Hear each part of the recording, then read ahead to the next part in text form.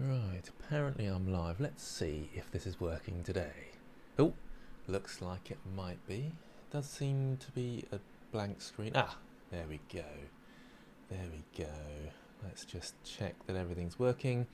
I've turned up early today to see whether things are working. Let's get my mic in place. Looks like it's all working. Say hello. Ah, I think some people are already saying hello, are they? I'm just going to get the chat in my other window, if I can find it. Where's it gone? Right, let's go there, and I think that's working. Make sure that you're on the Discord as well and you're following along. Let's get the chat to pop out into a different box. Basically, I'm just a little bit early so that I can make sure it's working. I think it's working, but why can I not get my chat to pop out? That's the next thing to do. Live chat. Hide chat. No. Oh, what's going on, eh? What's going on? Oh, this is interesting. I'm sure I got my chat to pop out last time and I could have it in a little box next to me. I suppose it doesn't matter. Right. Let me know where people are from and that you can hear me. My levels are all okay. Just check in that we're all good. Hello, Wendy. Hello, Specs. There we go. So I've got a few people. I'm going to wait obviously till 7. What time? Well, we've got 1 minute. It might ping me, but I can see it nice and clearly. Help him find chat.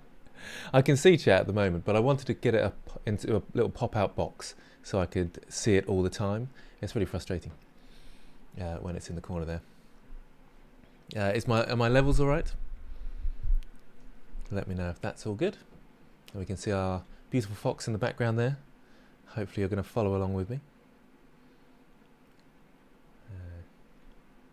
Check. Kansas. Cool stuff.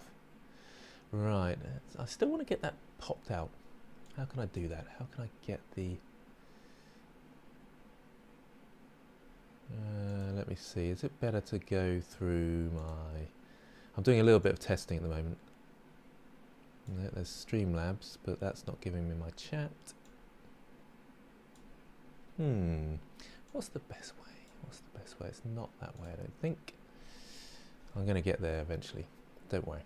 I'll start in a moment. I just want to try and get this in the best situation as possible. There we go. I can see chat much easier now. There we go. Levels are good. Excellent. And it's a bit more instant, this chat in Streamlabs, so that's good. Right, okay, we're ready to go then. Now I better put my... I've just downloaded 3.6. Well, I say just downloaded, but the other day. And frustratingly, my settings have changed. So I haven't got my shortcut keys. I completely forgot about that. I wonder if I can find my shortcut keys quickly. That's going to take a while. Edit preferences. I'll do this off screen, otherwise that's a bit annoying, isn't it? Let's see if they're there. Nope, they're not. Oh, we'll be all right without shortcut keys, won't we? You can just say, what was that key again? And that'll be fine. And there's loads of things that you have installed and then it wasn't installed. I always do a vanilla kind of install because obviously as an instructor you try and make your software as close to the students as possible, but then I forgot to install lots of other things that I should have had, but it doesn't matter too much. Yeah, that's what I thought, the pop-out thing, but it didn't work. For some reason, I don't know if YouTube's done something different. Probably my fault, isn't it? Anyway, let's go to the where is it? It's there's my Discord live stream channel, isn't it? That we got our stuff in. Yeah, well, that's a shame. I have changed the time, so let me know if this time suits people. It's what came out best in the poll that I did, so I changed the time to 7 o'clock. It's a little bit late for me to be doing a stream, actually. I thought I'd be really excited and ready to go, but it's that slump time of the day, so I'm sort of slightly less brain-wise sharp, that's the word, than I normally am. So if I'm a bit dopey, that's why. It's because it's 7 o'clock here instead of 4 o'clock, which I usually do. Okay, so we got this far with the fox. So there we go. I still think there's a fair way to go, to be honest, in the modelling. But I'm going to go at a little bit of a faster pace this time because someone said that it's a little bit slow, a little bit sluggish. So I'll stop talking. I'll start working. The first thing I noticed, so I've got some reference images. Well, I'm going to go out of full screen mode because that's actually annoying me. I'll go and get my other stuff up here. So I've got some references, and I'll show you my references. There we go. There's the one that I made in, dare I say it? It was Midjourney, that was. And that's going to annoy people, I'm sure. But I just wanted a quick image of a low poly fox that we could make together. And here's all my other references as well. And I think this one's really nice down here. And I want to mimic that one a little bit more, I think. And the eyes digging in like this, I don't think work as well as if they were flat. And then we'll use the texturing to kind of highlight the fact that they are eyes. So, into face mode. Am I still in? Yep, I'm in edit mode, into face mode up here, and I'll select these two faces. And how do I grow the selection? I won't stop talking. How do I grow the selection? There's a special keyboard shortcut, grow selection, first gold star available to whoever gets there first. Oh, what's going to happen? Who's going to get there? There's quite a delay because I'm sure someone said how to grow selection. How do I grow selection?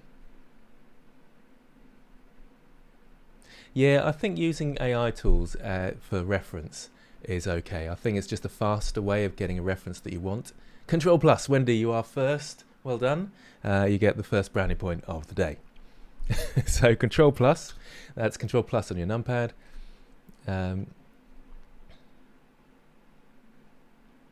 Yeah, top left looks really cool, doesn't it? In the references. It must be quite a delay in the chat because it's taking a while. In fact, maybe if I refresh it, will that help? Hopefully it doesn't completely kill it. Yeah, I think we're okay. So yes, Control plus was grow selection, and now I've got the eye selected here. Zoom in on that with the period key on my numpad, and in fact, no, it's not. Is it period key on your? No, it's not. They changed it slightly recently, didn't they? / that's the one to go into local view. Okay, so delete there and faces. So we're going to flatten these out, and I can select this end edge here and press F to fill, and it fills it in like that. So I'll undo that. So you just select one of these end edges, and if you press F to fill, it knows it's trying to. There's a 10 to 15 second delay. Goodness me. That's a frustration, isn't it? I won't look too much at the chat then, because that will just get distracting. Right? Okay, so I've filled it in, and we haven't got that indentation because I think that was just overcomplicating it. There's another few things I want to tidy up as well. Perhaps yours isn't like mine, but I feel like mine is a little bit overly complicated. And it's fine to do that. You can just go in with a knife tool, cut things up like this, and create polygons just to create the overall shape to start with. But there comes a point where you need to sort of tidy it up, and we can just start grabbing things and getting rid of them. And I think now is a good time to sort this face out and make it look more foxy. Okay, so make sure you've got the auto merge vertices on. Then you can go into vertex mode with 1, or vertex mode up here, and just grab vertices and GG to edge slide. So I'm just sliding these ones into each other here because I think a nice straight muzzle like this works well. I'm going to bring this one in as well, somewhere around there. I think this is too fussy around here. In my drawing, I don't think I like my drawing anymore. I tried to get a bit of a sort of stylistic thing going on there, but it just doesn't work. And I'm going to have it, GG to edge slide. I'm going to have it less fussy, basically. So I'll bring that in a little bit, bring that one down. And do I need these? Probably not. I'm going to move these across as well. I can always cut them back in, you see. So I've got a very simplistic shape now. Probably don't need these either. Might have deleted too much now, but it doesn't matter. It doesn't matter because we can always bring it back if we decide otherwise. So I think that's already looking a little bit better for the muzzle. I feel like it's a little bit wide though. I'm going to bring all these in as well. GG to edge slide along there. Where do I enable more auto merge? It's up the top here on the top right. Make sure that is highlighted. Let's just quickly check that everybody's up with me. I think we're all good. Ah, there we go. So you're all helping each other out. I love that. Love that. And remember, there's the Discord as well to post your work in the live stream channel. So there's some, there we go, Control Plus in there. Sorry, I missed that one. And Wendy's Fox, looking good there. Now, your Fox, Wendy, has lots of detail, and that's where you can start refining it so it has less detail, and it gives it that nice sort of low poly look that we're after. If you want to, that is. You might be quite happy with it, and you might kind of just wait around until we get to the rigging stage, if you so choose. Okay, so I think a little bit of tidy up needed. Can you see how the ears here, they go backwards a bit more than I've got here. And if we look at my reference image, you can see there's a bit more of an indentation for the eyes generally. Nice indentation on this one here. These ones don't quite work, but so I'm going to indent the eyes a bit more. So just select those faces and bring them in. So G to grab, cross like that. That's better, but this doesn't work here now, so I've got to bring the ears back and then it will all start making sense. Right, I'll select these top and Control Plus again. So Control Plus, I like Control Plus. It's an easy way to select lots of faces at the same time, and then you can select that group. Thanks for loving my videos. Yeah, and we're all good. I get distracted by chat. I've got to stop doing that because I'm just making sure that everybody is okay and doesn't need help. I'm going to rotate it from this angle. This is quite a handy trick actually. Get to the position you want, and remember your rotation works perpendicular to your camera. So I'm getting in the position that I want and rotating it that way because I want the front of the ears to be in roughly the same place, but the back of the ears to be backwards. So getting your camera lined up in the right way is helpful. Then we can start moving these around. This one definitely needs to come back in. This one can come across. And it's looking a bit better, I think. I'm going to slide that down and slide that down. I think he's squinting a bit too much as well. I keep saying he, assuming it's a he. But looked a bit too squinty there. And I think we're getting there. I'm going to go to side view. And yeah, I thought so. This bit, I think, would help to come up to there. This probably up to here. And if I go Alt-Z, that's X-ray mode, we can bring that forward a little bit. These can probably go forward a touch. So there's sort of a circular eye, if that makes any sense at all. Bring that down a bit. You've got to watch out a little bit for the stretching of your polygons like that. Hopefully you know what I mean. That when your polygon's really stretched and kind of distorted, watch out for those sort of things.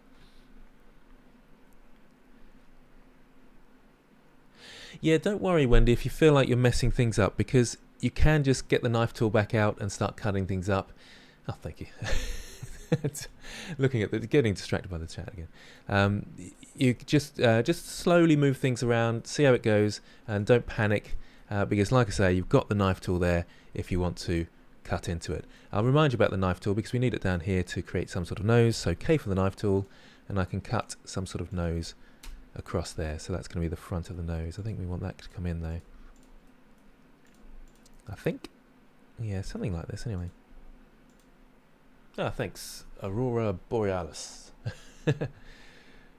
Yes, there will be lots more courses coming up in the distant future. Well, the near future, actually. I'm working with someone on a nodes course at the moment. I think that's helpful.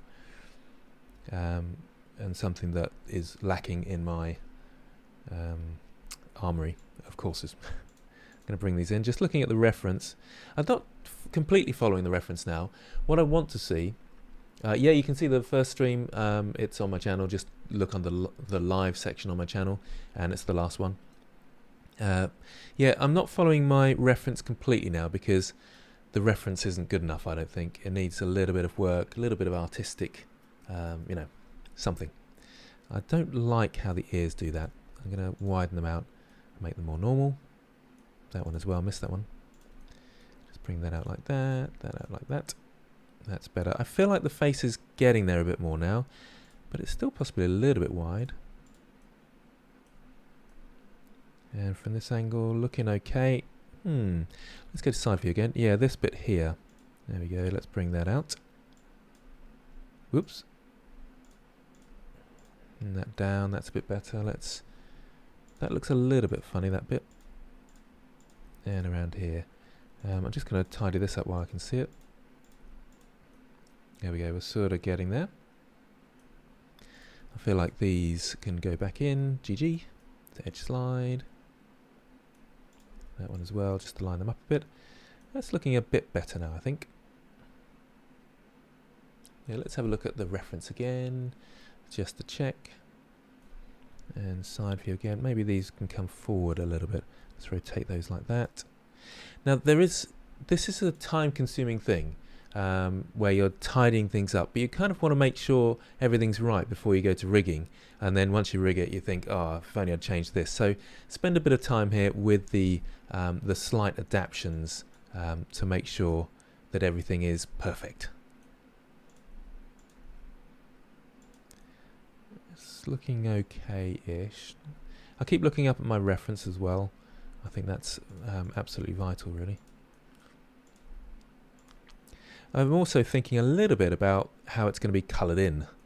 And whether I'll need any more topology for that, because when you're doing low poly stuff, you actually do cut in the shapes and for the faces.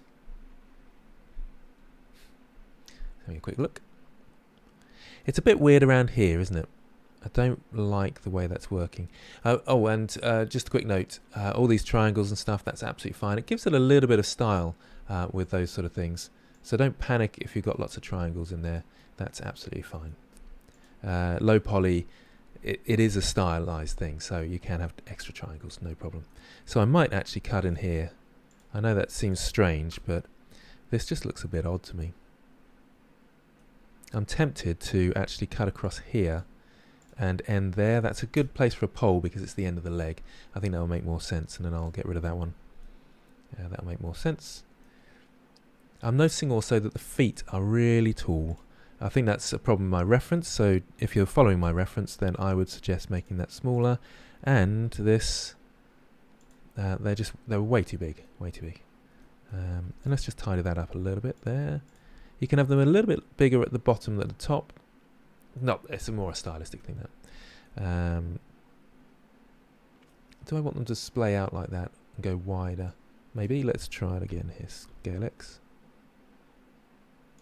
No, I think thinner actually makes more sense for a fox. They're quite sort of dainty creatures, aren't they? Thank you very much, Animations Learning. The other thing I'm noticing is at the back here, this is dreadful, this is. So these two, GG to edge slide right across like that and make the legs much wider. Across there. These can probably come down actually, GG, like that and across again. Sort of a bit of a bum. Around about there. Could possibly have some more topology in here, but notice how this is really flat at the back here. What I need to do is from here to here, so I'm selecting the first one, Control selecting the last one, and then GG to edge slide like that, and GG again to edge slide. So I do it twice because it actually kind of smooths it out and curves it out. That's the way to do it. It's getting there. It looks a little bit wide actually, I think. This one, actually maybe from here to here. GG. No, that's not working because I don't want it to happen at the base, so GG there. That's a bit better. It does look a bit wide though, and his stance is too wide at the back. Let's go to front view. Yeah, way too wide. So let's select all those. That's Alt-Z to go into wireframe, the shortcut. So much GG. There's a lot of good game in Blender. Good to see you, Laurie. I'll just move that across. And you can see at the top here it's quite wide. It doesn't need to be, so I'll scale that in the X as well. And that's looking a little bit more like it, I think. Okay, let's just quickly check how I'm looking against the reference. I feel like he's a little bit fat. So I want to bring that up a little bit. Do you know, I feel like this section, G then Y, bring that in a little bit. I think just a little bit shorter. And then these ones as well, G then Y. it gives it more of a cartoony look, and that's what I'm actually going for. I'm not going for a realistic looking fox, I'm going for a stylized fox. How do you decide where to put the poles? It's useful to actually, because you sometimes get pinching at poles. You don't always, but if you end them where you're going to get some sort of pinching anyway, so let's say my arm here, it pinches in this bit, okay? Having a pole there will actually be fine. It's a very simplistic way of looking at poles. There's lots more to it than that, but that's a nice, hopefully you'll remember that anyway. Yes, we'll be rigging this in a moment. Not too long now, actually. I feel like we're getting there. Are we getting there? How's the fox looking? Say if you like the look of the fox at the moment. I'm sort of liking it. Maybe when we start colouring in, I'll see a little bit more of what I like. I feel like this one maybe. GG. And let's bring it backwards a bit. I feel like his face looks a bit puffy, and I want some sort of sharp features around there. Nope, let's try that again. Yeah.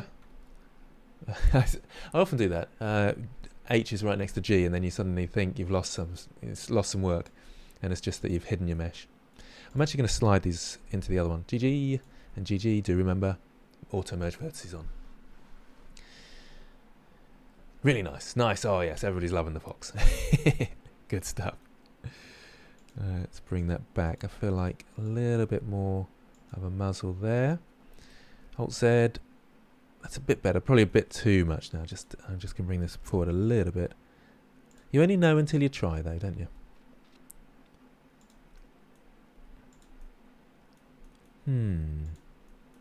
Maybe this one. Bring that in. Yeah, there we go. I feel like that's coming along nicely. Just going to bring the ears down there. They look a bit puffy, actually, don't they? Again, these bits should follow the line of the head, but it's not at the moment, so I'm just sort of bringing those in. These are really minor things, and you probably don't have to worry too much with yours.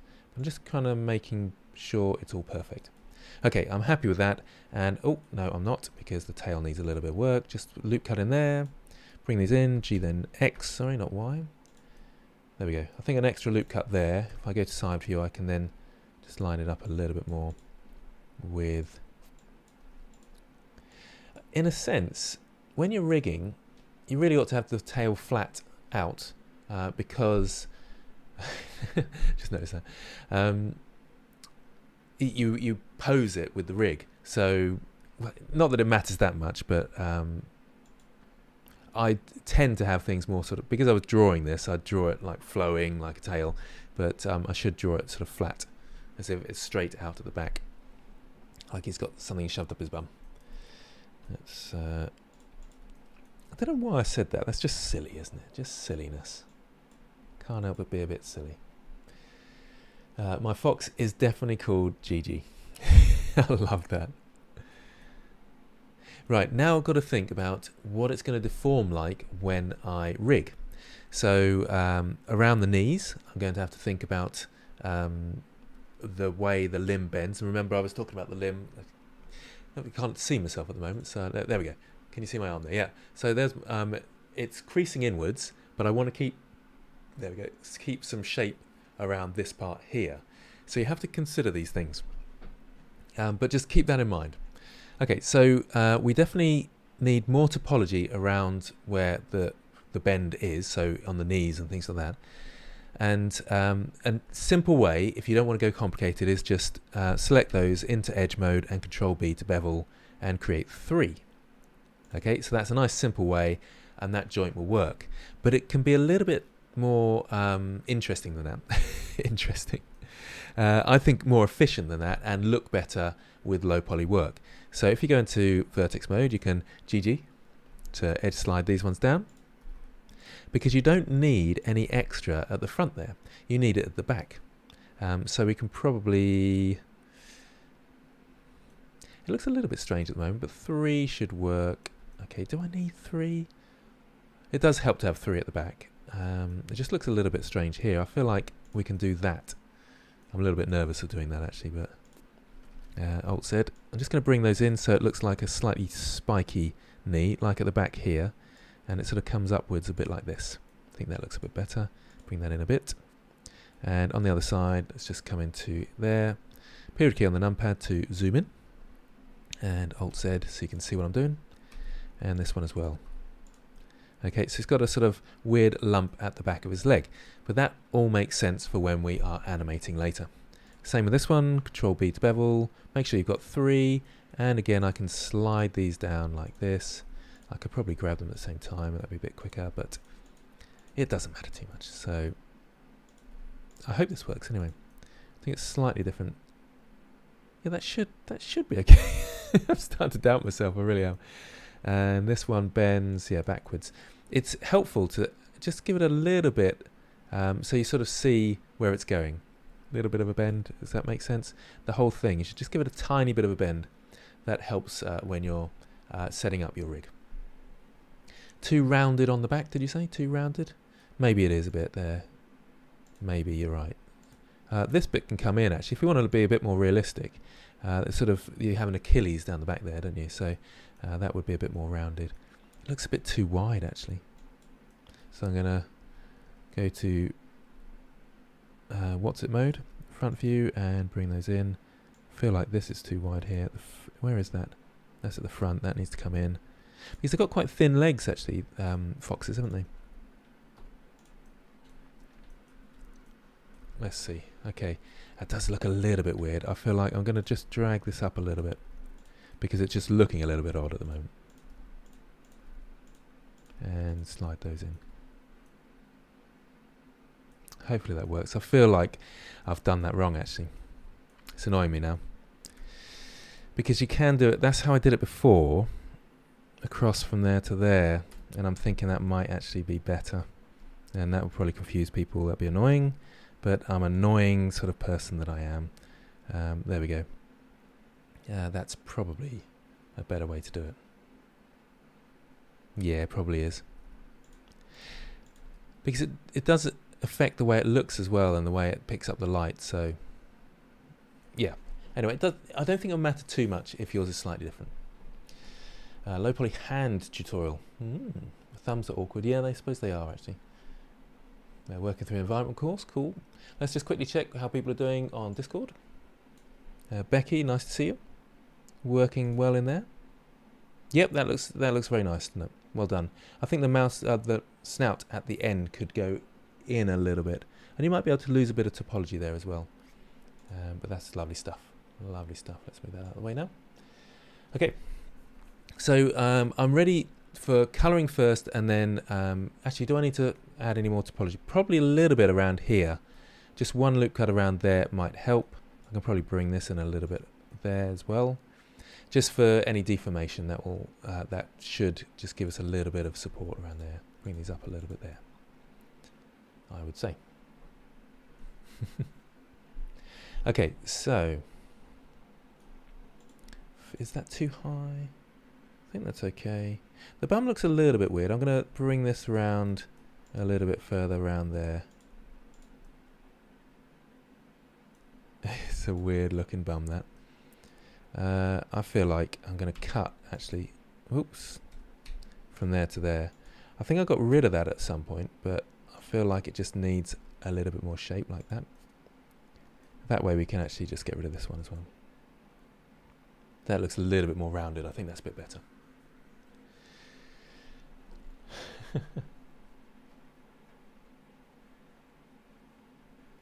I've no idea what that means, Viz-L.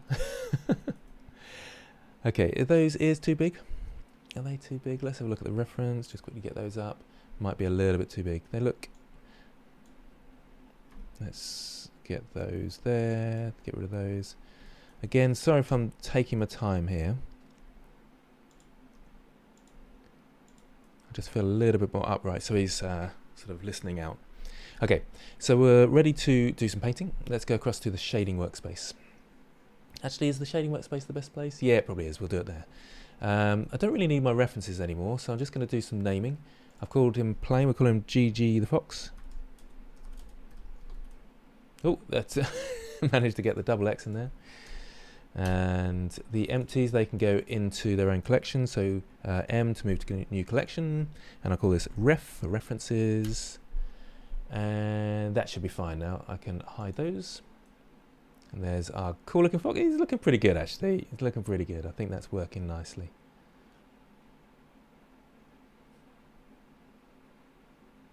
Oh, it's too fast now. No. I'm sorry. What would be a good idea is to take a screenshot of what I've got here and then try and mimic that as closely as possible. But to be honest, you don't have to get it looking exactly like mine. You'll probably learn more if it's not exactly like mine and you've done it yourself. So you've got more topology in there, and then you'll kind of figure out what you need and don't need when you start to rig it. So don't panic. You've got a great looking fox, Wendy.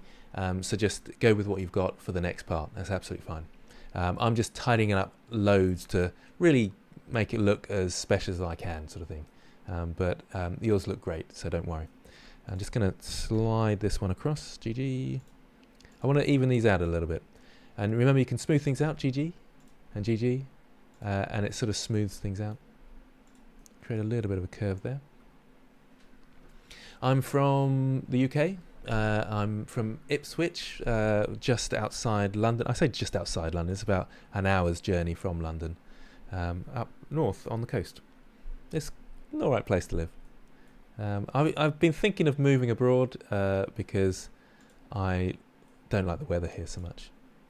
I'm just doing some adaptations there. Bit of fluffiness maybe.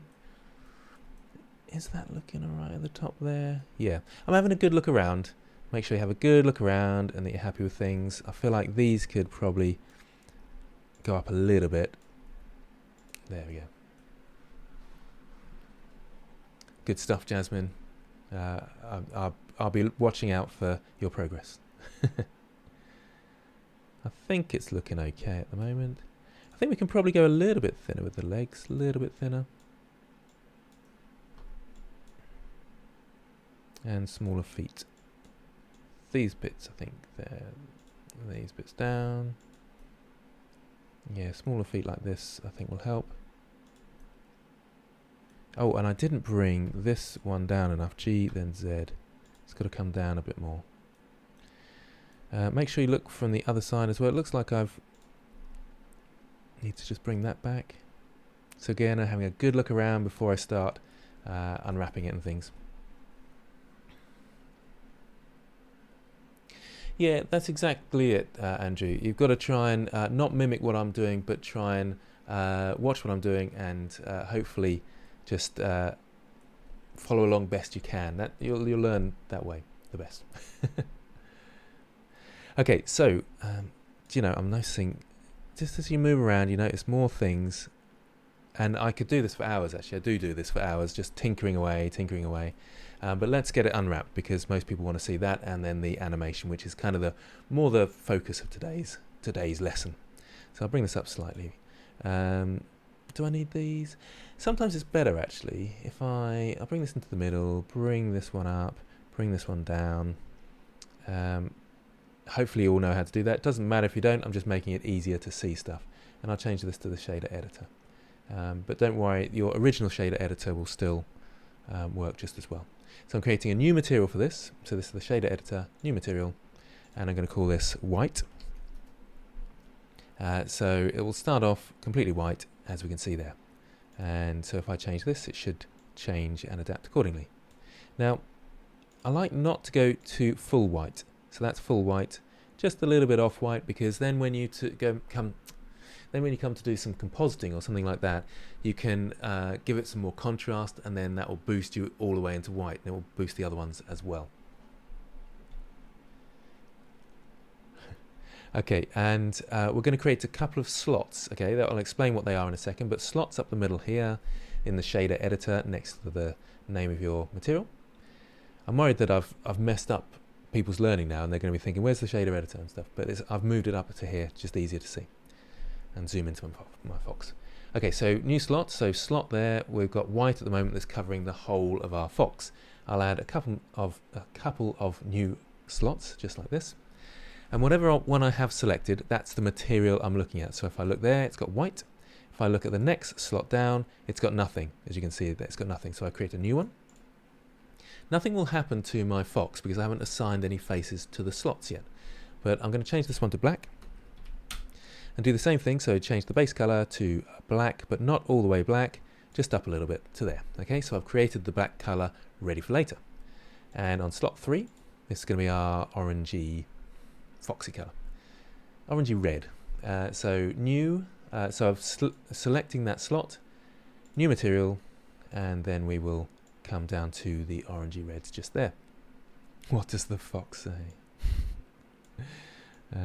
Probably around about here. It's quite orangey red, maybe a touch red, I don't know, about there. Okay, so I've got my colors ready, and I'll adapt these materials with the roughness and things as we go. But for now, let's assign them to the right faces. So for example, the eyes. You need to be in face mode for this, so 3 to go to face mode, and I'll select the eye. Then I can go up to the slots, and I've got my black material here, select the black material, and then press assign. And you can see it turns black. Okay, it's a bit shiny at the moment, but we'll sort that out later. Yeah, the first episode should be on my channel. It's quite, so if you go into my channel, there should be a live option, and it should just be there. I'm pretty darn sure it's there, because I looked earlier to make sure. Okay, the eyes were a silly thing to do first, but I just wanted to show what you could do. But really we want to do the orange color. So I'll press Control I, so that's selecting everything else, and then I'll assign that to the orange. So I'll select my orangey color and assign, and it all goes orange. Now we can start to see what that color really looks like on my object. I think it is a bit too orangey, so we can go a bit more ready, maybe around there. That might be about right. By the way, if you want to zoom into your color wheel, you can't press the wheel because that changes the actual value, which is this bit down here. But if you zoom into your color, then it makes the color wheel bigger. That's the way you have to do it. Bit weird, I think. Let's go a little bit more saturated and a little bit more to the red. Might have gone too far now. Oh, that's weird. Oh, it's because I got it selected. That does make it more tricky, actually, because when you turn it off selection, it's more orangey. So I should have been looking at this side, really, which would make more sense. So I've probably gone a bit too far to the red. I'll just come back a little bit to there for now. Oh, it's tough, actually. It's tough. I could be doing this for hours as well. Okay, I'll stop doing that now. Found it, I think. Cool. Okay, now some white. So look at your references for this. Where do we want white? So back into edit mode and into face mode. I think I'm going to do another cut in here. So just from vertex mode and from here to here, select those two and J to join, and then I can have some white coming up here. Okay, so that's why sometimes you edit when you're doing low poly modeling for the sake of your colors. Okay, then 3 to face mode, and up here, actually this one as well. It's now hard to see what I'm selecting because it's all orange, isn't it? But hopefully you can see. I'm going to go up, yeah, around here, all the way up to here. So it's tricky to see what I've got selected, but this area here, you'll see it when I change it actually. So select the white and assign. Oh, I missed one. So select that, white, assign. Oh, it's looking pretty good now, isn't it? It's looking pretty good. What's the plan for your 1,000th video? Weirdly, I think this is my 1,000th video. I noticed the other day it was on 999.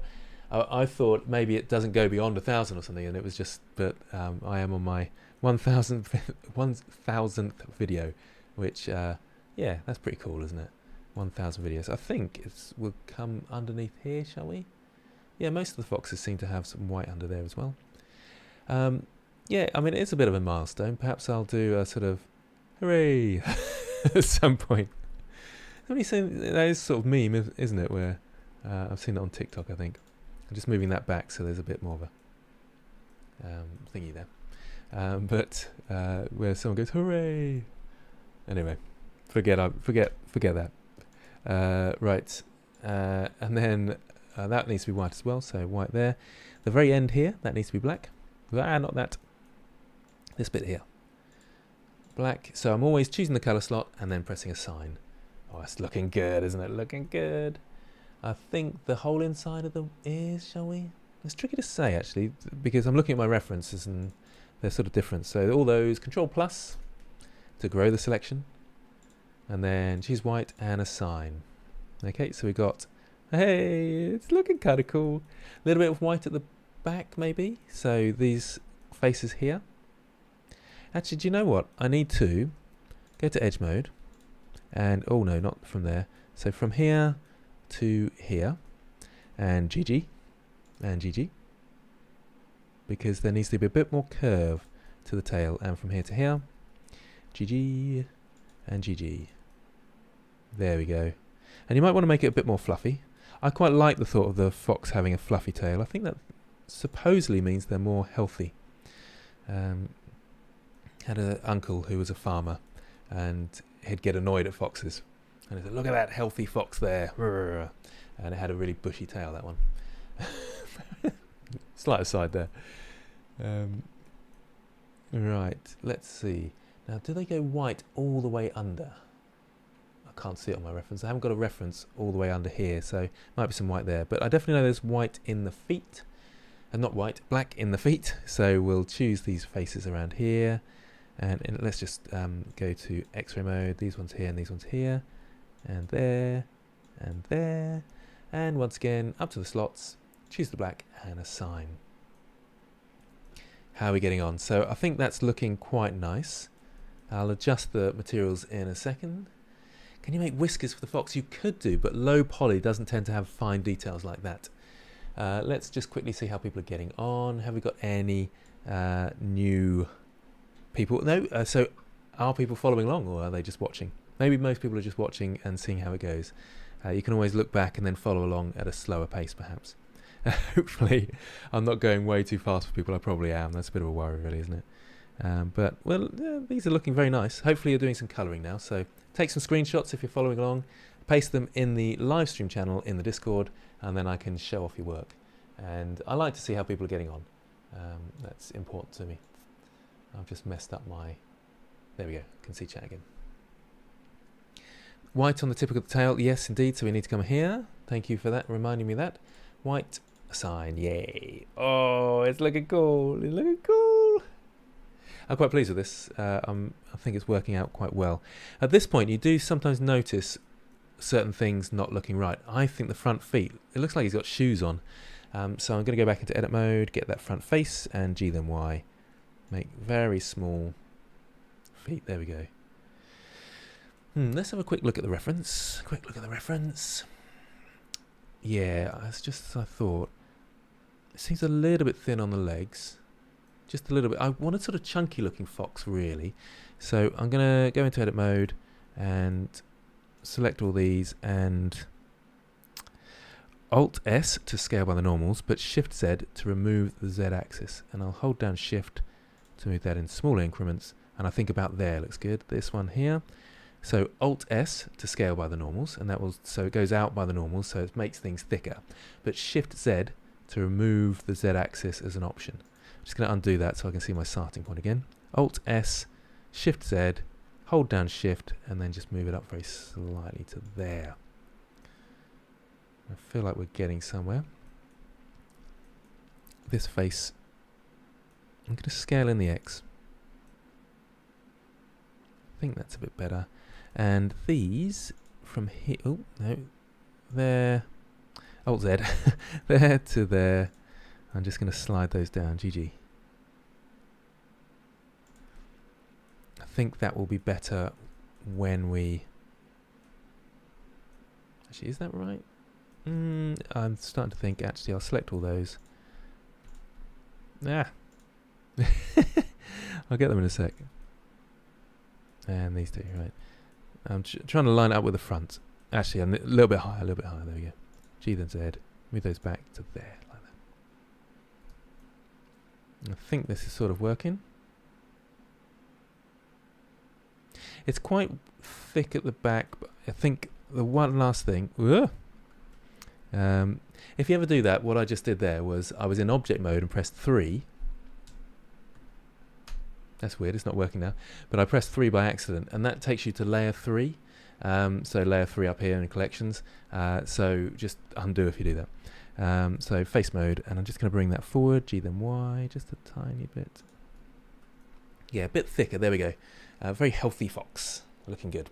Okay, so just a few adjustments now. The back feet look basic compared to the front. Yeah, they do a bit, don't they? I think what it is it's this vertex here. Ah, no, it's this face here. Yeah, that's a bit better now, isn't it? It's a little bit the way the light's shining on it as well, but I think we're okay. We'll start to see more of issues when we start deforming it and animate it. Okay, so last thing, you notice the colours, they're working reasonably well, but we can adjust our principal BSDF, particularly the roughness channel. So let's go to slot 3. I haven't changed the name of that. I'll just call it ready orange. That makes sense. Yeah. And let's just, I tend to go really soft like this. Is that working? I'll do more of that at the end, but just so you're aware, that's how I like to do it, especially the black, nice and rough. So it's got less sheen on it, but in the reference, that's quite shiny and that looks quite good. These ones are more dull, I suppose. That's a bit shiny. So yeah, it varies. We'll leave it like this for the moment, and perhaps we'll start doing some lighting things later on and see how that goes. Okay, so hopefully you're up to this point, and you've got your colours on your fox. Okay, you might want to maybe even pause the video. Oh, do you know what? And sort of catch up in your own time if you haven't. There we go. I think that should be fairly flat there. So in case you need to take any screenshots of what this looks like, there's a sort of angle that might be useful to you. So I'll just pause for a moment there and around the back, so you can just see my topology and where I've coloured as well. 2 slots for black because the eyes work different than fur. You could have 2 slots and you could have shiny black eyes. Do you know, that's a really good point. I quite like that point as well, actually. I'm going to have a shiny black. So I'm going to call this shiny black. So I just created a new slot. Oh, I didn't actually say black. Can you spell shiny? Because of my dyslexia, when I'm slightly pressured, so doing a live stream like this, I can't spell. Any sort of pressure, and my spelling is just like, what the? So bring the roughness down, and let's select those 2 faces and assign with the shiny black. Okay, so that's a deeper black and they're shiny. That's kind of interesting, that is. I'm not sure I like it at the moment, but it's interesting anyway. I feel like actually now that's highlighted the fact that they need to be scaled down a little bit. There we go. Shiny, yeah, there's no E in it, is there? It's shiny, isn't it, with no E? I looked at it and thinking, is that right? It still doesn't look right, but that's how I'm going to be with the way I spell. It's funny, and you can imagine I used to be a teacher and writing things on the board. I think, I don't know how to spell this. Can someone spell this for me? Okay, so the next thing is then rigging. So I'm going to go back to layout mode for that. That's probably the easiest place to go. So I'm back into layout layout mode, and we've got our. He's looking quite cool, isn't he? Smoothen that edge. No smooth edges in low poly mode. Low poly style. Are you thinking of smoothing? So make this completely flat. Is that what you're thinking? Maybe. How do we learn topology? It's all about practice. Or you go through how to get good at Blender series on a special YouTube channel called Gabbit Media or Grant Abbott. That's the best way to learn topology, in my opinion. Okay, so we've got our fox ready. Let's go to side view, and we want to rig this with a simple rig, a really simple rig. Okay. The best way to do this is a nice plugin. So edit, preferences. I call it plugin, but it's an add-on, sorry. Nice add-on. Go to add-ons and type in rig. For Rigify, make sure that's ticked. Okay, this is a nice easy way to rig animals and people and so forth. Okay, Rigify.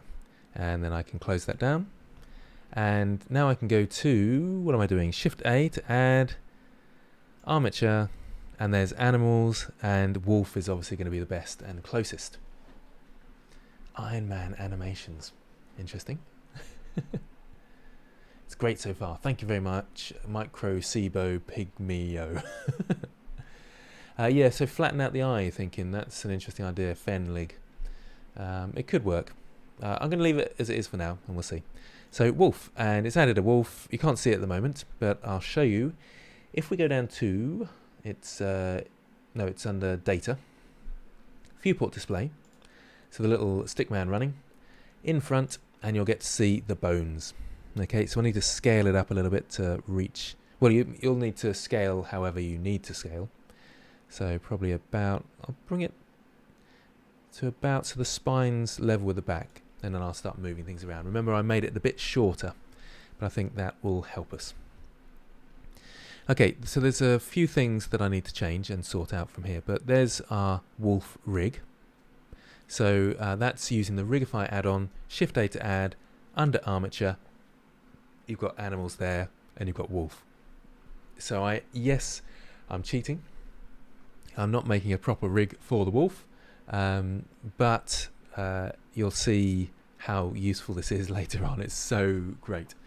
Yeah, now that is a lot of faces for the bones. We're going to move them into position now though, and we don't need all those faces, but we're going to leave them all in. We're not going to delete anything because this Rigify rig will do loads of special things, so we want to keep it as is. So I'll just select all the face bones.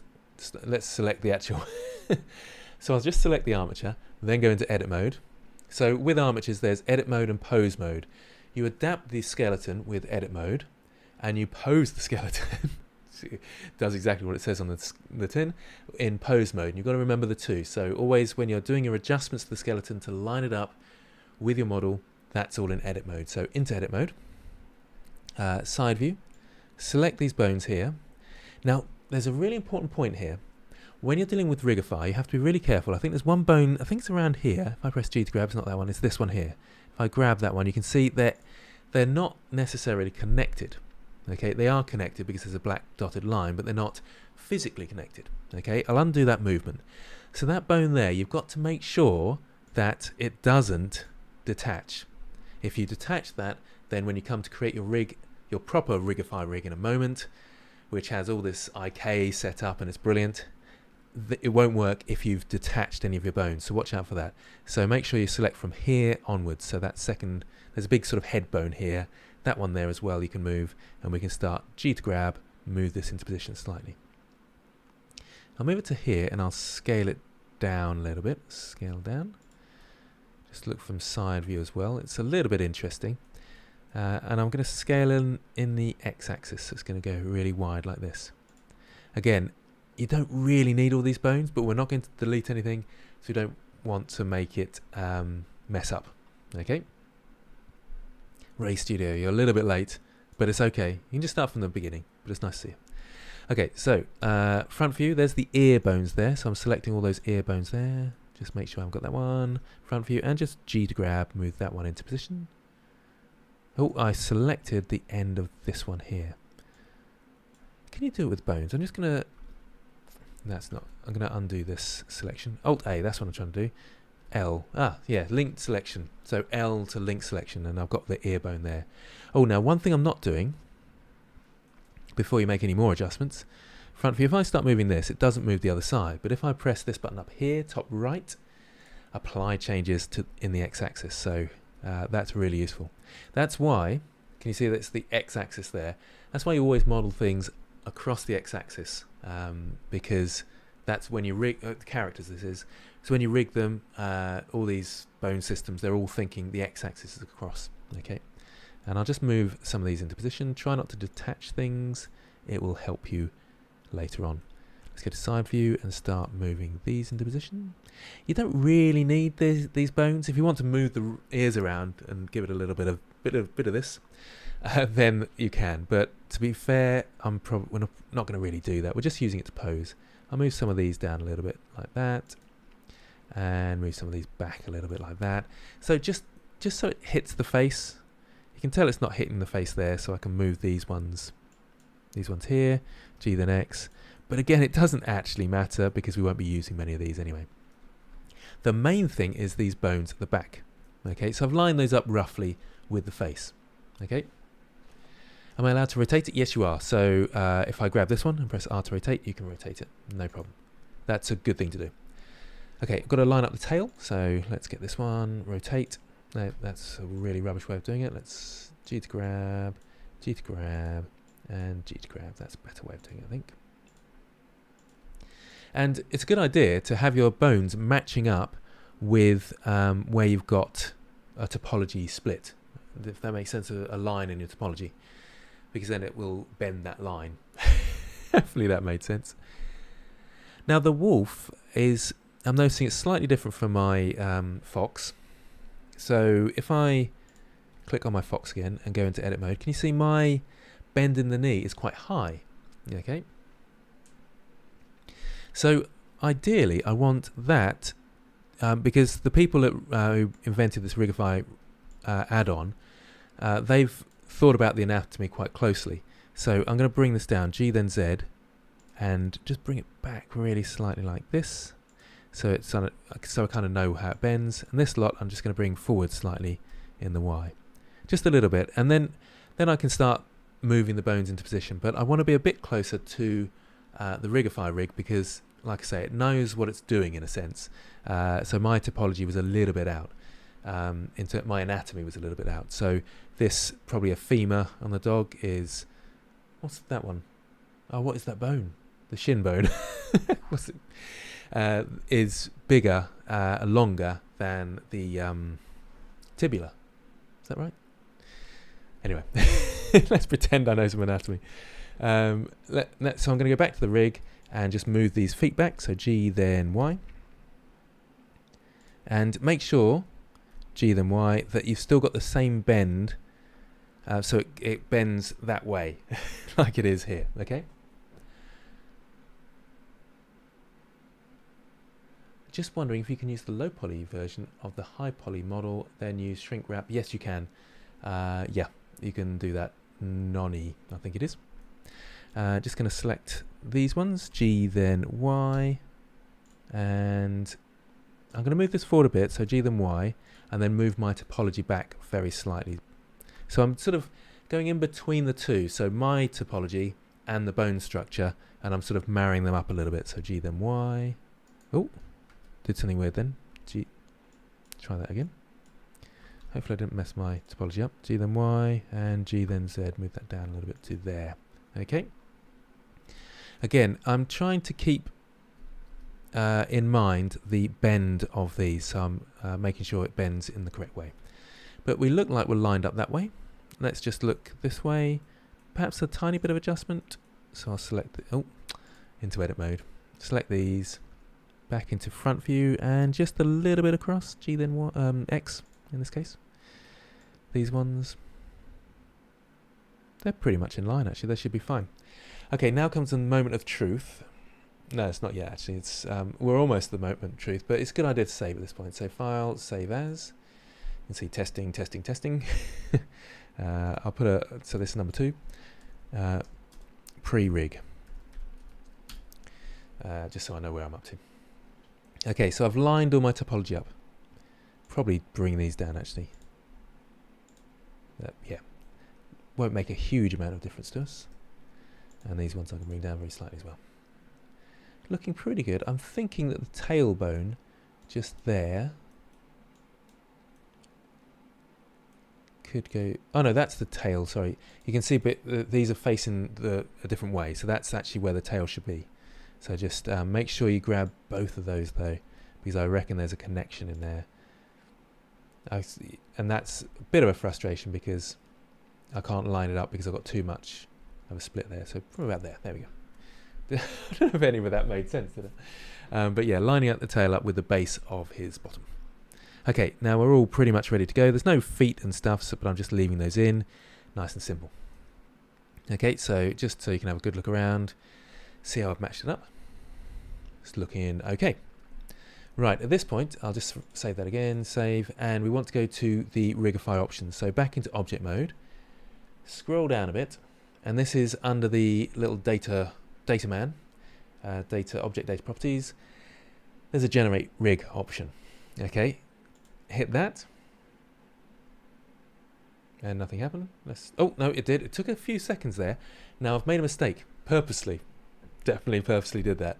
So I'm going to undo it. Can you see how my rig looks wrong? It's in the wrong position. Can anybody hazard a guess as to why that's happening? What did I do to this rig that messed it up? Why are these in different positions? So the tail, you can see, is off. The legs are off and stuff. I'm going to undo that anyway, the generate rig, so I can redo it. So there's a gold star going for this one. Chat's a bit quiet actually, so I don't know.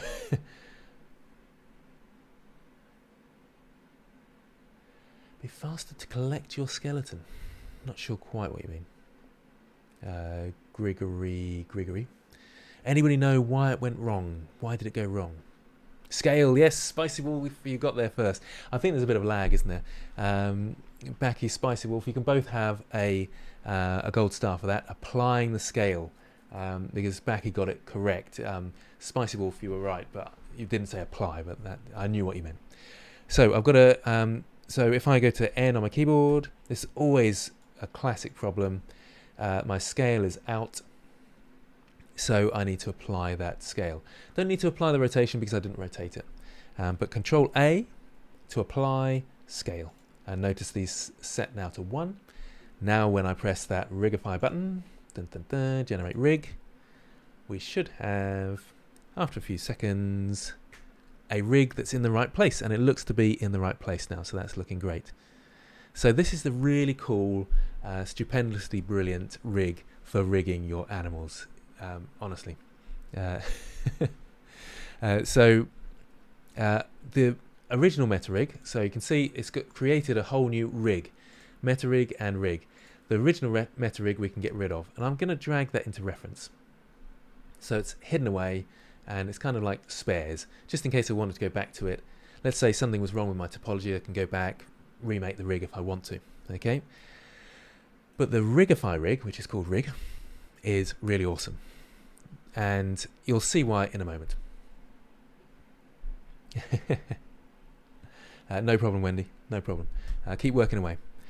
So now to marry these up, to parent them together, we need to select the topology first, the fox, GG the fox first, then the rig last. Okay, shift select the rig last. That's highlighted a more sort of yellowy color, and the other objects are all the reddy color. So that's the active object. So we're taking the mesh and parenting it to the active object, which is the rig. Okay, so we've got that selected like that, and we press Control P. Oh, just in case, in case you get any error messages down the bottom here, something like Rigify doesn't work or whatever it is, it's probably because you've detached some of the bones. That will be the most likely. Okay. Need to apply X form. X form? I'm not even sure what you mean there, John. Hopefully I'm not doing anything bad. No, I think we're all right. So I should be able to press Control P now to parent. So Control P to parent with them both selected and the rig as the active object with automatic weights. Okay, so it's done that. Now is the moment of truth. I always get nervous for this. I did a test a couple of hours ago, worked seamlessly, so if it doesn't this time I'll be very upset. So let's click on the rig, and this is where we go into pose mode. The shortcut for that is Control Tab. So rather than Tab to edit mode, we press Control Tab to go to pose mode. Okay, now let's see. So I've got these IK controls here. So these are the feet, and when I move these, G to grab, yay, it's working. I'm so happy. It's working beautifully. And then you've got these funny yellow things here. If I press G to grab and move that, oh yeah, oh yeah. And it's obligatory, you have to do this. As soon as you rig something, you've got to go do, do, do, do, do, do, and make it dance. That's the most important thing. I've got a tailbone here, and we can wag the tail. We want to wag side to side, G then X. X? Oh, that's weird. G then X. That's very interesting. G then Y. What is going on there? Oh, it's a sort of rotating gizmo, isn't it? Yeah. Let's pretend I know what's going on there. Now, obviously the face rig, if I move this, it's going to move the eye rig around. That's not going to work very well, but it's not important because we didn't really rig it for that. We've got a head bone here, so I can go, what, and you have to make sound effects when you do these.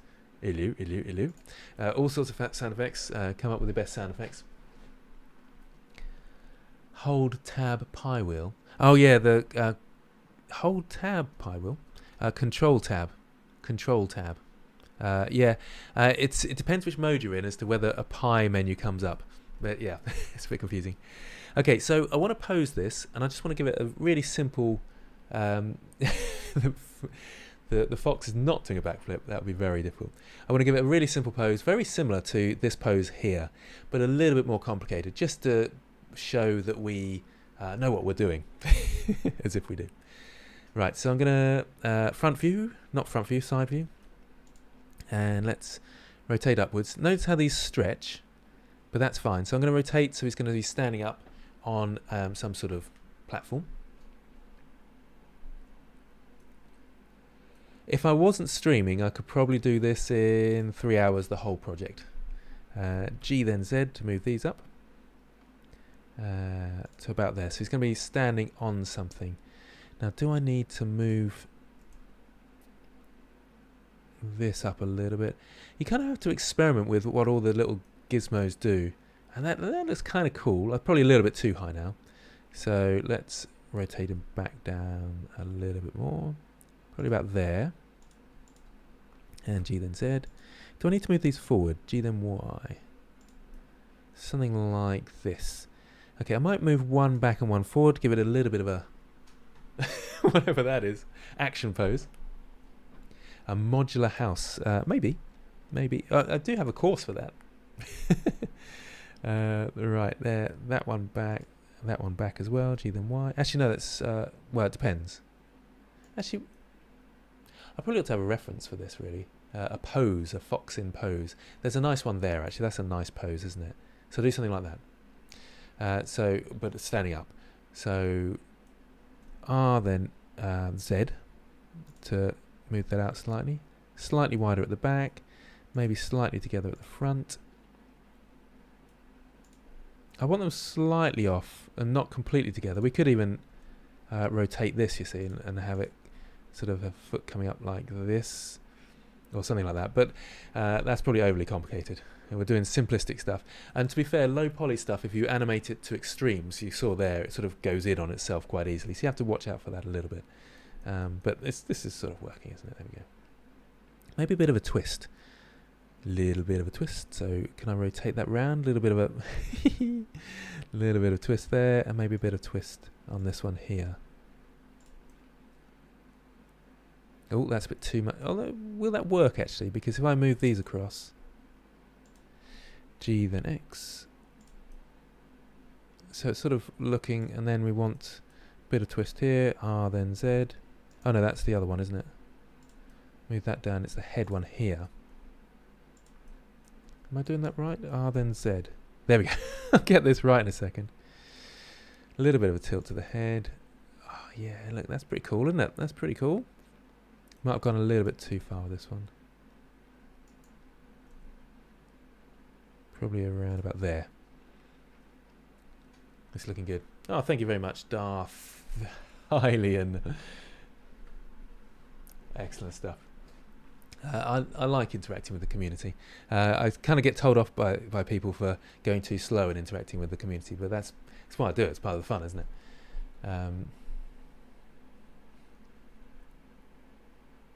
It's called Rigify. Rigify is the add-on, and it comes with Blender, but you just have to enable it. Edit, Preferences, Add-ons, Rigify. Type in Rigify, make sure it's ticked. Can't stay long. Lunch break. Oh, good to see you. Loyolo. I should stop trying to pronounce people's names because it just makes me look very silly, doesn't it? Right, what do I have to do with this one? Rotate. There we go. You have to rotate. So he's going to wag his tail around like that. Maybe up a little bit. He's looking cool, isn't he? Let's go to this mode. Material preview mode. Interact and slow is more fun. Well, I'll bear that in mind, I'll bear that in mind. No, not for Roblox. I keep thinking, lots of people ask about that, so I probably ought to do something for Roblox, for those people that are desperate for me to. I'm just going to see what this one does. Oh, that sort of rotates it round, so you can... I think it's double Y is... No, it's double X. R, X, X. You can do it in the local... Oh, that's weird. That's not doing what I was expecting. There's lots of controls to this rig I don't even understand. But he's looking kind of cool there, isn't he? I think. Now, is other feet good? I'm just going to experiment with the position a little bit. About there. That's about it, isn't it? Oh, yeah. There we go.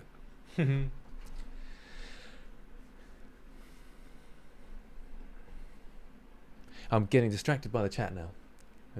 I do want to interact with the chat, but I do need to move on because I want to finish this today and before 9 o'clock. And I think we're on course because we've been going for an hour and we've created art. I love it when it's working out, and it seems to be working. In my opinion, this is working out. I'm really enjoying this. I'm just going to move this one forward a touch. I don't know, actually. Maybe out a little bit. Rotate in the Z. A little bit like that. G, then X. Yeah, I think that's about right. As if it's just suddenly run up there and having a look around. That's what I'm thinking. Okay. Now we're going to create the base. That's nice and quick. Oh, you're on level 8 on the Get Good at Blender series. I like that series. I think that was a success in terms of teaching. I like being an educator. I like helping people, and that was my favourite playlist, I guess, because so many people got lots out of it. Okay, so what we must do at this point is select all your bones. These are bones, although they're weird looking bones, but they are bones.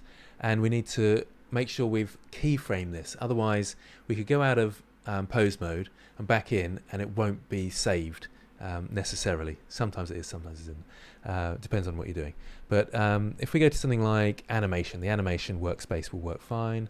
This is through the camera view. The camera's not set up at the moment. But here's the keyframes at the bottom. We don't really need to worry about this, but what we do need to do is keyframe it once so it's locked in. And all you have to do is, with your bone selected, so A to select all, Alt A to deselect, A select all, just I for insert keyframe. Make sure your mouse is over the viewport though. So I to insert keyframe, and it's location and rotation, because I've grabbed the bones to move them, and I've rotated them to rotate them in different positions. So now we've got a keyframe in. Let's say I press Alt R and Alt G, and that removes any rotation and grabbing.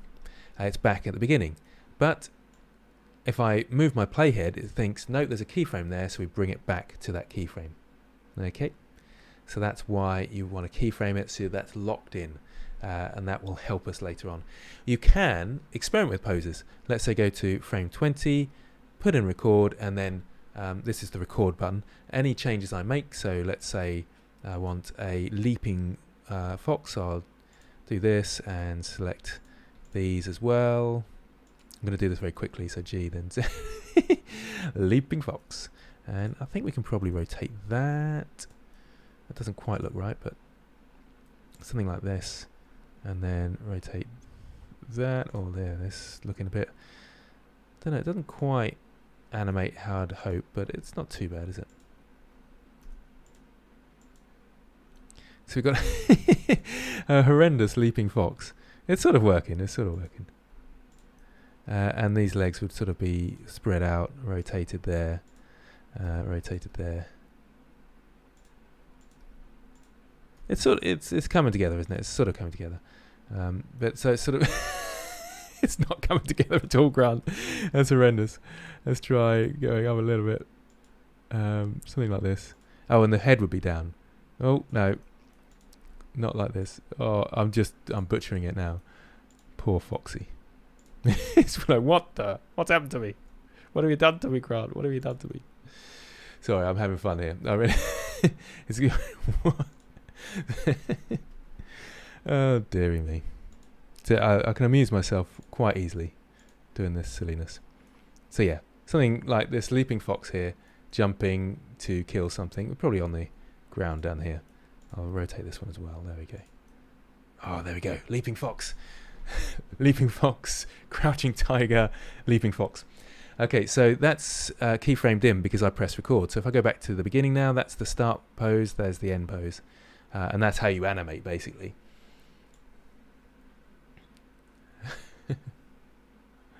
So that's the pose I want, though, because that's the cool pose, right? So I'll keyframe that, and that's all good. Let's go back to layout mode, and we're going to build the base now. So let's Shift-A to add. Remember to be in object mode for this, not pose mode or anything like that. Mesh, and then plane. And I want to create, I quite like this idea of standing on a sort of rocky little hill bit. So we're going to recreate that. Nice and simple, this. I'm going to press Control 3. Which, oh, that didn't work because I'm going to save my work, actually. File, save as. Posed. And I'm going to Control 3. That will add a subdivision surface modifier. Leaping frog. Leaping frog. It's not a frog, it's a fox. Leaping fox. Crouching tiger. And I'm going to apply this. So it's just a way of adding some topology to that. And I'll do that again, actually. Control 3 and apply. So I've got lots of topology that I can sculpt. I'll probably do a decimate later on as well. Diving in the snow, that's what I was thinking, Wendy. Yes, that's exactly it. Is that I did a low poly island type thing, what do you call it, diorama, a long time ago, and it had a fox jumping up like that. And I really enjoyed doing that, and it got sort of won a few competitions and stuff. Well, got noticed anyway, got me noticed a bit. So I've got a affinity with jumping foxes in snow. Sorry, that's a slight aside there. Okay, across the sculpting. Actually, we don't need to go to sculpt mode, but you might want to see what I'm doing. So into sculpt mode, and you can sculpt really easily just by pressing the left mouse button on your mesh. Don't go to the edge because we don't need that sculpted. You might want to use your graphics tablet if you've got one. It's probably easier to use the grab brush over here, the grab brush, and make it nice and big, and then we can just sort of make this into the right shape that we want. So it's just bringing it up to meet the pose, really, which is not the best way, a correct way to do it, but it does the job. So we'll bring it up to the pose like so. And I want to, I think I'm going to go into object mode, actually edit mode, and bring the edge down. So I'm selecting the whole edge like this, and O to turn on proportional edit, G to grab in the Z axis. So I'm just going to bring the edge down a bit so I can bring this bit up. So he's climbed up a steeper mountain, okay? So G then Z, we'll move those down. It's using proportional edit. Have I talked about proportional edit before? I feel like I have. Oh, definitely jumping fox in the snow. It looks really cool. If you look at my Sketchfab, if you go onto my Sketchfab, there's the thing that I'm talking about that I made and I'm very proud of. Anyway, back to sculpting, back to the grab brush, and let's bring this level up. Level up, level up. I do get easily distracted, don't I? Is my friend Raker still here? Are you still about? You'll be annoyed at me for getting distracted.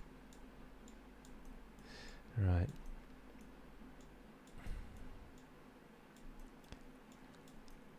There we go, there we go. Just making sure that the feet are kind of covered a bit, because we can easily adapt the feet, or we can just adapt the... It's probably easier to adapt my little rocky thing here, whatever this is.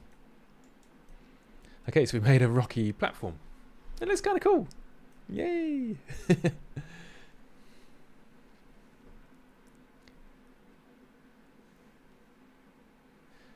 Hopefully you're all doing all right there, helping each other. I love that. Okay, so we've got a little platform for Foxy. GG. That's going to get confusing. His name's GG, but it also is how we edge slide. Just making sure it's sort of level. Doesn't matter if things overlap a little bit. Slow poly. No one cares about a bit of overlapping. So a little bit of lumpiness around here.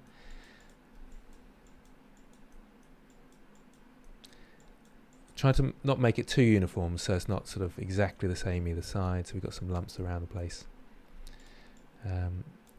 Non-uniformity, so asymmetry and stuff, is important when you're doing artistic stuff to make it less digital, as it were. Yeah, look at that for a cool little platform. He's looking brilliant, isn't he? Loving this. Okay, back to layout mode. And shall we put some rocks in? Got a bit of time, we can create some rocks. I'm liking how this is turning out. I feel like it needs a bit more of a base, really. So I'm going to, again, into edit mode, select that edge, E to extrude and Z. So it goes in the Z axis down. Something around there. That's what I think. There we go. And if you wanted to turn this into a 3D print, then you could obviously press F to fill, and you filled in the base there. Right, let's make some little rocks. So to make rocks nice and easy, I'll just shift right click to move my 3D cursor, shift A to add, mesh, and then icosphere. And I'll just turn it down to 1 subdivision, so it's a really simple sort of shape. And just grab a vertex, GD to edge slide, and GD to edge slide there. Maybe this one as well. Might be a bit too much now. This one as well, GG to edge slide. Okay, so we've got a really rubbish looking rock. But if I go back to object mode, Control 3 to subdivide, we've got a kind of rock. Quite simple rock. Okay, and then I'm going to apply that subdivision. I'm probably going a bit fast here, aren't I? So I've added a icosphere. It was 1 subdivision. I'll do it again in a second, actually. I'll go through the whole process, then people can be making their own rocks, but I'll make another one in a second. I'll apply the subdivision and then add a decimate modifier. Well, I might want to sculpt it a bit, so in sculpt mode, I've got the G for the grab brush.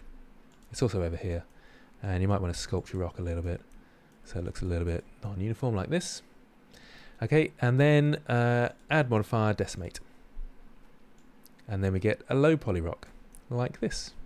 Okay, it's a nice simple way of making a low poly rock. You can even sculpt whilst you've got the decimate modifier on, assuming that your PC can handle it. It does take a little bit, so you can sort of adapt your mesh a bit. Then when you're happy with that, you can click apply. Okay, so I've got my, let's get into object mode, rock just there, scale that down, and we've got a rock. Okay, so I'll go through that. Yeah, introducing how to make a rock in 5 seconds. It is a bit, isn't it? So I'll go through it once more. So shift A to add, mesh, icosphere. Make sure you got 1 subdivision. I'll just move it to the side so we can see it easily. And then I like to go in and just adapt the shape really slightly. So grab a vertex. Of course, we've got our merge vertices on. GG to edge slide. Oh, GG to edge slide. And let's do this one, GG to edge slide. And maybe this one, GG to edge slide. And that one as well. Weird shape now. Okay, back into object mode. Control 3 to do a subdivision surface modifier, and we've got a rock looking thing there. Let's do a little bit, let's apply that. Bit of sculpting. That's a bit too much. Subtle with the sculpting, I think. Something like that. That's really bad, but that will do. Add modifier, decimate, and then bring it right down. I'm going to about, I think it's 0.03 or something, 0.03. That's about right. And you can do a little bit more sculpting here if you want to adapt it slightly. Hold down shift if you want to smooth things out as well. That works. Yeah, maybe if you, with the hang on, you say your PC explodes if you try to enter in the sculpting tab. Not sure quite what you mean there, but just make sure you've got less vertices on your object. So I had a fair few on this base here, but you don't need that many, just have less. And don't do it, make sure you've applied your modifier as well, otherwise that will really struggle. So when you're into sculpt mode, like I'm doing here, I'm doing it with a modifier on. I've got a powerful PC though. It wasn't meant to show off. But just apply it, apply the modifier and then do your sculpting, and it will move nice and silky smooth. Okay, so I've done that one. Back into object mode, and that one as well. So let's scale that down, move that into position. Okay, so now we need to create a few rocks around the place. Yeah, just thinking if that was working. Yep. So let's turn snapping on. That's the best way. Snapping up here in the middle. Snapping. And then the drop down where it says face project. Make sure that's ticked, okay? So now when I press G to grab, it will snap to my face, which is great. Not this face, that face.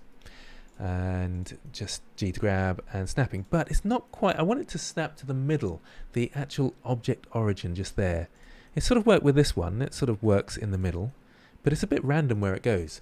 Now what we can do is under here we've got a lot, no, that's not it. Where is it? Center. That's later on. Center. And if I press G to grab now, it actually takes that center point, so G to grab, and snaps that center point to the base. So now I can press Alt D, R to rotate, grab this one, Alt D, R to rotate, S to scale. I'll scale this one as well. And I can also, well, I'll do a few more. Alt D, and just rotate it around randomly. So I'm in the viewport here and I'm just rotating it randomly. Scale it down a bit as well. So just move them around, scale it down. You can actually do a few at a time. So 1, 2, 3, Alt D, and move them across. Now, unfortunately, they're not all individually snapping, which takes me to the next point. If I come under the snapping here, there's, where is it? Project individual elements. So if I tick that, and now press G to, not R to rotate, G to grab, they snapped individually. They're individual elements of what I had selected snapped. It took me a while to figure out what that meant in the past. So Alt D, I'm always using Alt D, so any changes I make to one, let's say, oh man, oh that's proportional edit I've still got on, will change and update with the other ones, okay? It looked a bit weird because snapping was on. You don't have to do that, you can actually edit it if you want, so press Shift D if you want to be able to edit it and not be linked to the other one. But Alt D, when they're all linked together, you can change all the colours together and it's much quicker. I have used the rock generator before. I found it a little bit slow actually and cumbersome, and I prefer my way of making rocks, but that's just me. It works quite well though, and you know, I think it has a texture on it and stuff as well, so it's pretty cool. Remember to rotate them regularly. If you want the rock generator, I think it is an edit preferences and there's sort of like a rock generator add-on somewhere around. Make sure you're rotating lots and scaling lots, and they look like different rocks, but they're all the same rock. Would you believe it? Would you Adam and Eve it? So I'm just Alt D and rotating, moving them around the place. Try and make sure they kind of work and sit on the surface correctly. Hopefully that makes sense.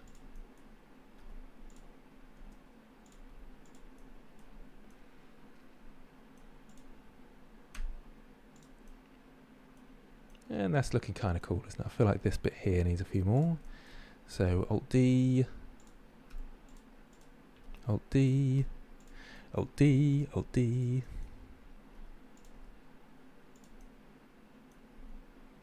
So watch out for his foot there. Oops.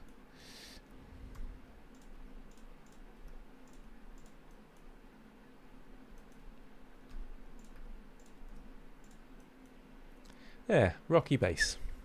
Not too bad. Right, what have we got in the chat then? How to unlink it if you use Alt D. Now that's a good point. So let's select this one. You go to Object. It's a bit of a long one, this one. Object, Relations, Make Single User, Object and Data. It's a bit of a menu minefield. I often right click and set this to my quick favorites because it's there's quite a way through here. That's one way. Yes, I'll put this on YouTube later, don't worry. But that's the one, Object D and Data from John. Now when I edit this, so let's move these verts over. Oh, that didn't unlink it. Wait, did I not press it? Relations, Make Single User, Object and Data. Now when I go to edit mode, there we go, I didn't actually press it, that's what the problem was. So if I move these across, I've got a different sort of looking rock. It's a really bad looking rock now, to be honest. So I'm going to delete that rock and do it again. Alt D, rotate.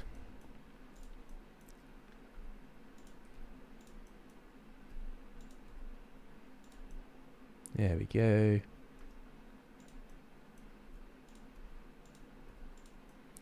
And we've got some beautiful rocks there. Looking cool. I'm the goat. I do like being called the goat, although it sounds a bit weird. I should have done a goat, shouldn't I, instead of a fox. Thank you very much, Locke. Okay, so let's just check how we're getting on. I think that eye is a bit too reflective, actually.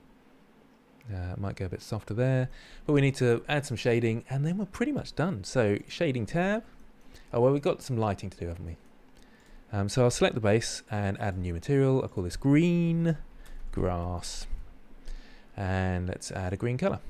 So just start by going across to the green. That's sort of very lime green, so I'll bring the value down. So this is called the value slider, and this is the color wheel, and that's probably an okay sort of green, actually. It's good to get a base green to start with, and then when you start adding the lighting, you might change it. Now the rocks. Now I think a little bit of shininess to the rocks might look quite cool. We'll see though. A little bit of greyness. How did I do that? I've separated. So I must have pressed Shift D at one point. I don't know how I did that. So I'm going to select these two. Control L is link, and you can link materials. So one of these rocks, at one point I must have pressed Shift D by accident. Oh, that's a good point, actually. Yeah, you can go into the object data properties, can't you? And where is that shield? Is that the object data properties? That is, isn't it? Yeah. Is there a the relations there? Yeah, there we go. Oh. No, I'm sure there is a way, though, isn't there? There's another way of unlinking them, which I can't remember. I'm interested now. Where is it? There. So under the data, there's a shield there, and it says 17. So if I press the shield, no, I'm sure there was a way of unlinking it here. No, there is though. You're right. Is that Jake who said that? Yeah, there is another way of doing it, isn't there? But yeah. Okay, so. Where was I? Yep, so we've done some rocks. Grass is probably a bit too... Maybe a little bit more that way. About there, I think. That's more sort of grassy, I think. What I might do with the base as well, with the base selected, it's quite high poly mesh. Well, not in the grand scheme of things, but it doesn't need to be that high poly. Remember, we're going low poly. So I'm going to use the decimate modifier on it. So decimate. Bring that down. See if we can make it look a little bit funky and cool. And that does look kind of funky and cool. Convert visual mesh to geometry. You can do that as well, I think. So right click, convert to mesh. I think you can do that. And it might unlink it. I'm not sure though. Don't worry, we're all desperately trying to find out how to unlink these things just because it's a long menu. We're a bit lazy, aren't we? Okay, I'm bringing the roughness up with the grass. I think that looks better when it's not rough. So probably about 0.8, somewhere around there. The rocks are a bit too shiny. I think actually just a roughness about there looks good. And I think our fox is looking pretty cool. Remember, if you ever want to, you can turn off the overlays to get a good idea of what he's looking like. That looks kind of fun, doesn't it? I think we need a few more rocks around the place though. Turn the overlay back on, otherwise you won't be able to see what you're selecting. A few more rocks. You can't have too many rocks in a scene.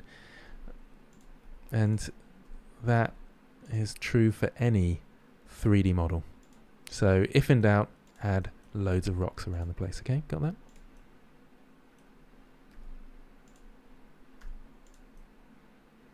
I've got too many rocks now. Definitely too many rocks here. The one thing I would say, try not to make them too uniform in the placement. Can you see I've tried to be fairly random. There's a few gaps for his feet, obviously, and things like that. But I'm trying to leave some space. Hopefully you're doing the same. Just have a rogue rock sitting in the place. Yeah, that's it. Thanks, Sigdas. Decimate, indeed, Stephen, is a great name for a metal band. Nice to see you on here. Stephen is the person who is working on the Nodes course at the moment that everybody keeps asking about. So, how's it going, Stephen? Working hard on the course, hopefully. Not relaxing watching a stream or anything like that. I was talking to him just this morning, and it's going very well. Lots of cool stuff.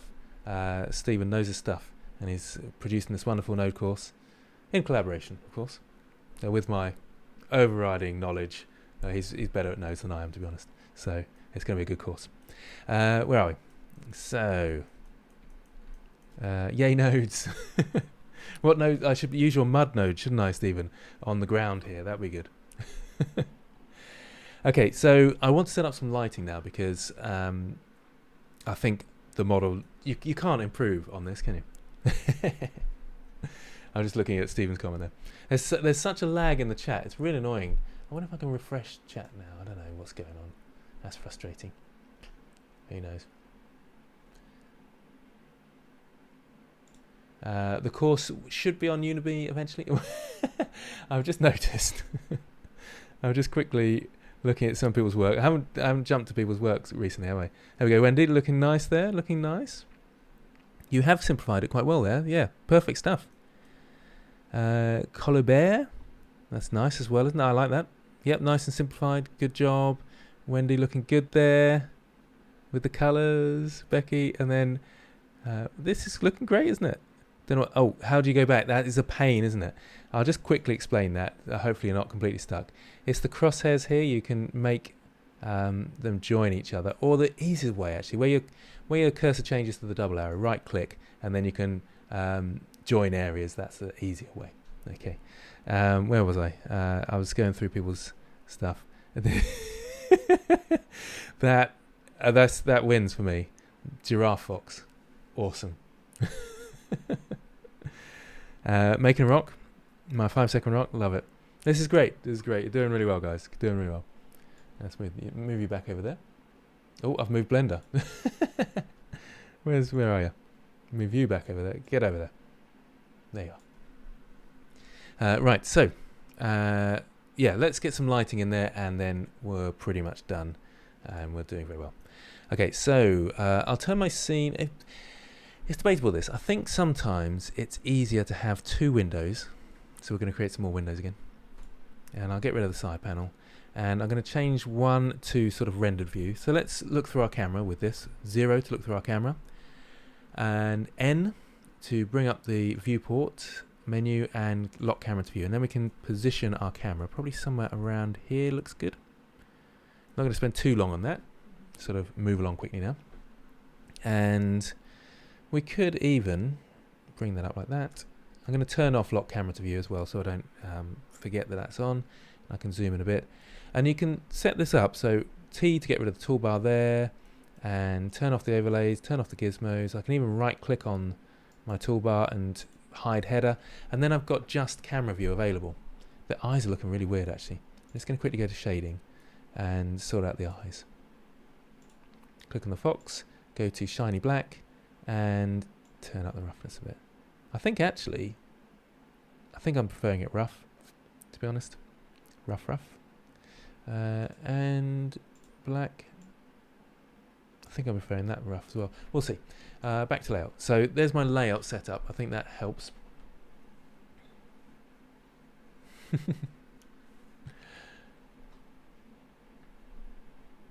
Mushrooms and flowers to put in the scene. That would be quite cool, wouldn't it? I would quite like doing that actually. It's a nice idea.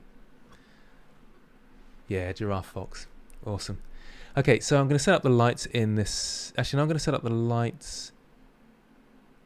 Yeah, I've got two areas here, but if I come out of camera view and go to top view, that's a good place for setting up the lights. So we'll start with this light here. And I tend to have it roughly in line with the camera. So that's like our key light just off to one side of the camera. Say roughly in line. It's actually just off to one side of the camera.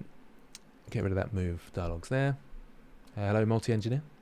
Let's go to the lighting settings and the area light. And I'll point it at the character, the fox. I've just noticed I'm not actually in rendered view, so I'm going to press Z on this one and go to rendered view.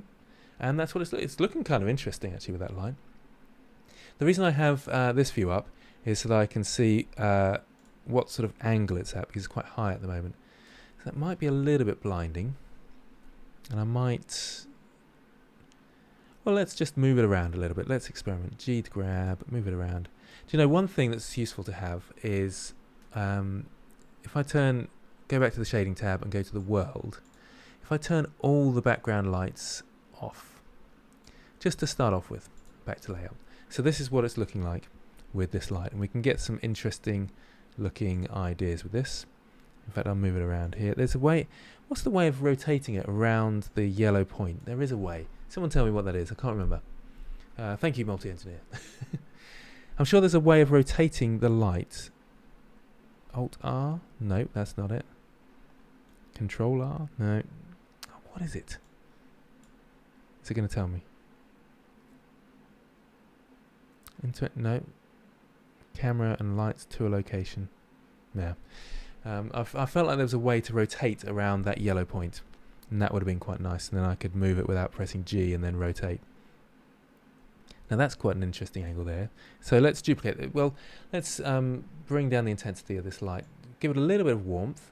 I like to give lights a little bit of warmth, a little bit of colour. It's double R, is it? I have to rotate from the centre. How do I rotate around the yellow point? Yeah. Yeah, who knows. Let's just get to side view, make sure we are lining up with the fox. Yeah, that's quite nice. I'm going to bring the intensity down though, so 500. Oh no, that's a good point. I should talk about that. If I select my fox and press N on my keyboard here, let's see how big my fox is. My fox is 1.8 meters tall, so it's about as tall as me or something. I think about 1.8, somewhere around there anyway. Constrain and empty would make sense, yeah. It's a bit too much to set up. I'm far too lazy for that, Stephen. Where was I? Oh yeah, so it's 1.8 meters tall. So let's actually resize this. I'm going to select everything in the scenes because it's sort of set up, and just scale it down until the fox, the active object, is about, well, they're very small actually, about 60 centimeters, somewhere around there. 666. A little bit smaller than that. I'm going to curse this live stream, do we? And at that point, because I scaled everything, including the rig and stuff like that, I didn't get any problem. Make sure you scale everything. Now my light's intensity, you'll notice the light has got brighter because it does the size of your scene. If you've got a let's say a 50 watt bulb in a small area, that will make it really bright. Because the closer you are to the light, the brighter it is. And obviously if it's 50 watt in a really big room, it's going to seem very dim. Okay, so it's a good idea to set your size correct. So I've got a 100 watt bulb there in the background.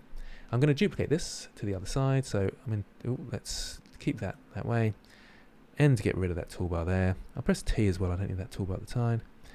Zoom in a bit. So I'm in top view. Shift D. And I'll come from the camera. So one around there. Now that looks really blown out, doesn't it? I don't like that. So I'm going to change the colour of this one. Might just make it a little bit more ready. Doesn't matter too much. You can experiment with these things. I'm going to give it a 50 watt as well. And that's looking a bit more moody, isn't it? So we've got a key light at the back there. A key light is most intense light. And we've got a softer light at the front here. Now at the moment it's not soft. The way you make them soft, and by soft I mean it's got really hard shadows, they're really vivid shadows. To make them soft, you scale it up. And you should see the shadows going a little bit softer. You can see them flickering a bit there. That's because we're in Eevee actually. I'm going to change across the cycles. So in the render view, render engine, on Eevee at the moment. Do I want to, we'll go to cycles I think. And cycles, it's just got much more intense. It's just lovely. GPU compute, because I've got a GPU that can handle it, and denoise set to optics, and that should speed things up. Now you might want to do this in Eevee if you've not got a powerful machine. That's absolutely fine. But if you're in Eevee, let's just get the settings for Eevee. Ambient occlusion you'll want on, screen space reflections you want on, and that should do. You might want a little bit of bloom in there, and you can get a little bit of shine, but don't think so. Those are the two you want on, ambient occlusion and screen space reflections. The other thing you might want is not the indirect lighting. Where's the lighting? Where is the lights? Why can't I remember the lights are? Am I talking rubbish now? No, I'm not, am I? Where's the lighting gone? Oh, shadows, that's it. Oh dear. I was looking for the lighting and it's shadows. You can turn your cube size up to sort of 120 or whatever your computer can handle, but usually that you can go up a fair bit with this. High bit depth shadows as well. Hang on, one's sun, one's, cascade, what's it, the whole name of that? Cascade size. You don't have to worry about because we've not got a sun in our scene. That's for other lights. Use this one, so you can turn that up a fair bit, and you can see you can see a little bit more every time I do it. The shadows get a little bit better, but if I move around a little bit, they flicker a lot because it's just taking a moment to sort of update. But it's not looking too bad actually. It's I mean it's still looking a bit nighttime, but we'll change that with an HDRI in the background in a second. What we haven't got, we've got this is sort of working as a bit of a backlight, and it's quite good, but we might want one coming from this angle, so I'm going to copy that one. So Shift D, come around to here, rotate it in, and so you can also press hang on a minute, let's get our lights into a collection. So 1, 2, 3, and the camera I like to put in that collection. Move to new collection, light and cam. That will help, I think. And then I'll put these icospheres into a collection as well, which are all our rocks. Move to new collection rocks. Okay, this hopefully this will tidy things up a little bit. Rocks and camera. Hang on a minute. Did I not press enter? What an idiot. Let's try that again. Move to new collection. No, I didn't press enter. Lights and camera. There we go. I pressed enter that time. Okay, so I can see them here and I can hide them easily. So this one here, let's see what happens if I hide that. Yeah, it's just giving a little bit of a glow there. Can you see that? Just on the edge here, which could be good, but it's not. I don't think that's working at the moment. It just gives a little bit of a weird shape. So I'm going to rotate, come right from behind the camera there. See how that is. And sometimes it's helpful just to turn the intensity up to a lot so you can see exactly where it's hitting. And that's hitting quite a nice spot there. But it does make me want to move this one perhaps a little bit. Somewhere around there. It's looking quite interesting. I don't know whether I'm liking this at the moment, but we can play a little bit more when we get the HDRI in as well. I'm thinking probably around here, maybe a little bit bigger to soften those shadows a bit more. Yeah, there we go. So the shadows under his chin is less now. That makes more sense. I feel like the camera's off. I'm going to move the camera around a little bit because it's got this weird sort of orangey bit there. So I'm just going to move that to about there. I think that might be a bit better. Yeah, didn't mean to do that. Just seeing if anybody's chatting or saying anything. We're all good. Okay, so last bit then is to add in our, let's go to shading tab, world tab, HDRI. Now this is a nice easy way to do this. On your background node, just press Control, we need the edit preferences, add-ons, make sure your node wrangler is in. Make sure that's ticked because that makes it much easier. You click on the background image and press Control T and that brings up the environment texture. And let's open one up. I go to my HDRIs and choose one of these. You can download these from HDRI Haven. I mean, I could have a nighttime one, might be quite interesting. Let's need to be in render view. So Z render view. It's giving it quite a nice, interesting look, isn't it? Let's go back to cycles. That's quite interesting. I've still got a very intense light at the back there, so let's go back to layout mode. I'm going to move around my camera a little bit there. That's a bit nicer, I think. And this light is still very intense. But it's looking interesting. Around about there, I think, maybe. It's got an interesting... Or maybe there. Which is where it was, I think. I'll soften it a little bit by making it a little bit bigger. And I'll bring it down to about 300 now. There we go. I'm going to give this a blue tint. Gives it a sort of nighttime look. I'm not sure about this HDRI. Let's try a different one. Let's back to shading. I'm going to turn the overlays off. Might try different angles as well. That's quite a nice angle there. It's so much is that. And let's. You can use indoor ones. They sometimes work. I'm gonna hide the background, which is under render settings. Sorry, still under render settings. Down to film. Turn on transparent. That's way too bright though, so I can turn this down. Not sure I like that one. Turn that back up to 1. Let's try a different one. Maybe this one might be interesting. It's got a sort of snowy look to it then. You can rotate them as well. Rotate the HDRI to give it sort of a moody look. That's a bit more moody. I quite like that. Looking kind of cool, isn't it? Just going to try some different angles. It's quite nice. I'm starting to like that one more. If you want to move your camera, you can press Control Alt 0 to move your camera to that angle, and that'll help. And I'm going to lock camera to view and then zoom out a little bit. About there, I think. That looks about right. Move it over to this way a little bit. Yeah, it's fun working through it, and it's very much this is Dissonance Depot. It's very much a trial and error. I'm using a 3-point lighting system, but I'm very much changing the angles, playing around a bit. So I don't feel like that HDRI is working for me. Let's turn down the strength. You see, that kind of is working better, isn't it, without the HDRI? So maybe we just need a very subtle HDRI, just to offer a little bit of light. Maybe a bit of colour as well, though. I'll try a muddy one, Muddy Autumn Forest. So that's going to give me a few HDRI Haven. Yeah, that's the one. That'll give me an autumnal look. Oh, and that offers a bit of warmth. That does. I'm liking that. This angle's much nicer, I think, isn't it? So it's just this backlight here. Can you see this sort of a faint glow under his chin? Let's see what's going on with that light. It's quite low, so I might just rotate it around a little bit. Move it back, just to get rid of that little glow there. I think that's helping. I might try it high up as well.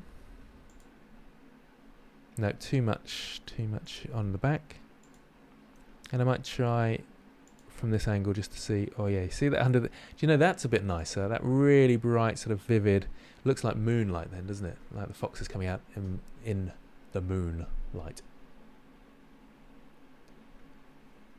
Polyhaven is actually the same as HDRI Haven.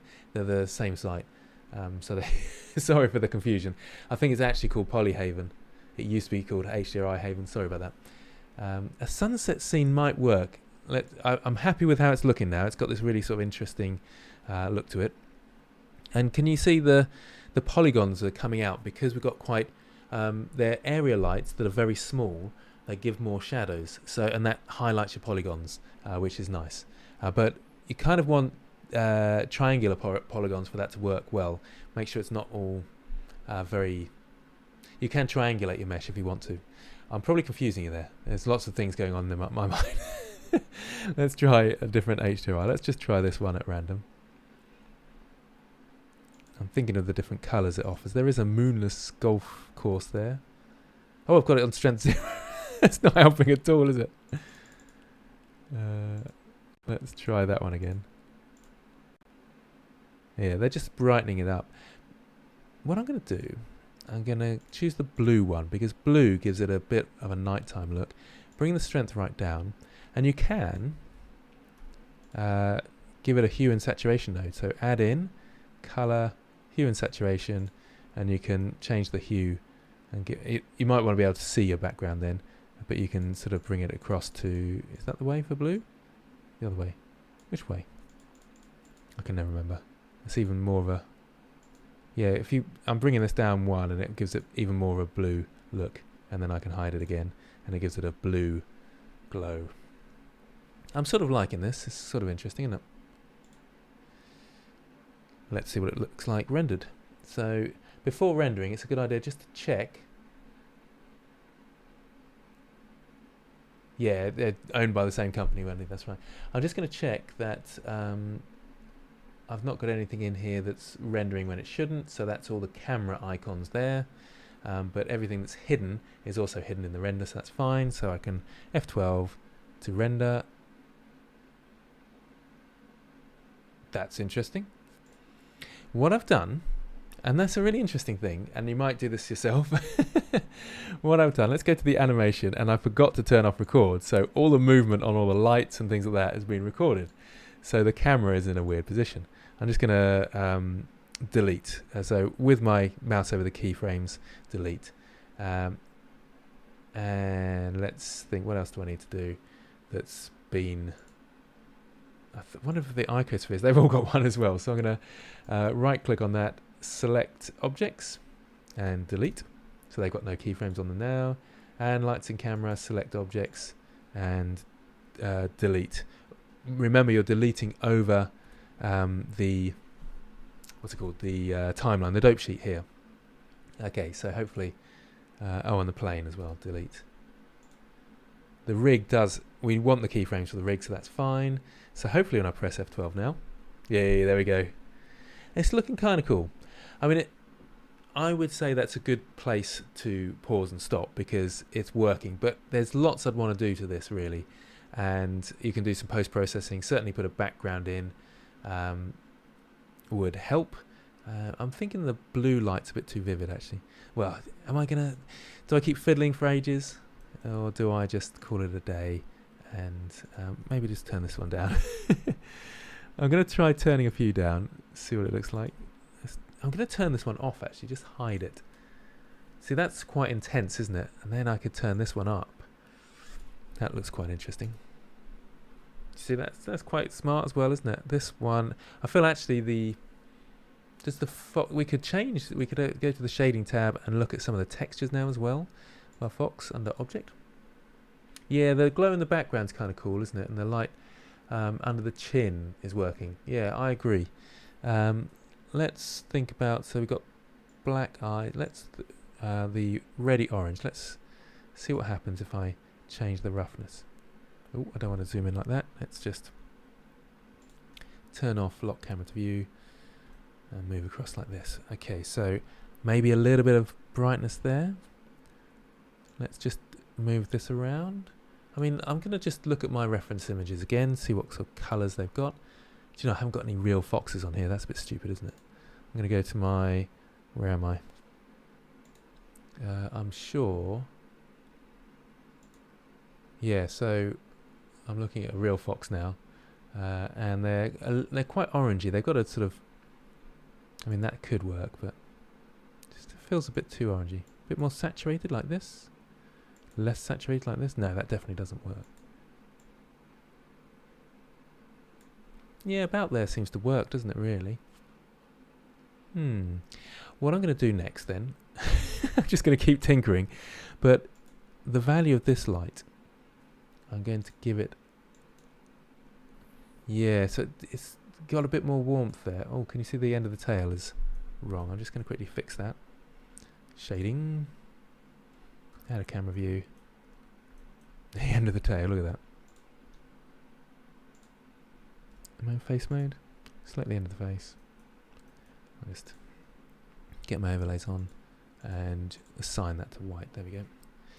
And back into object mode. I'm just going to look from a few different views as well. The warmer light does seem to help, I think. But this is the blue, isn't it? Let's make this one bigger.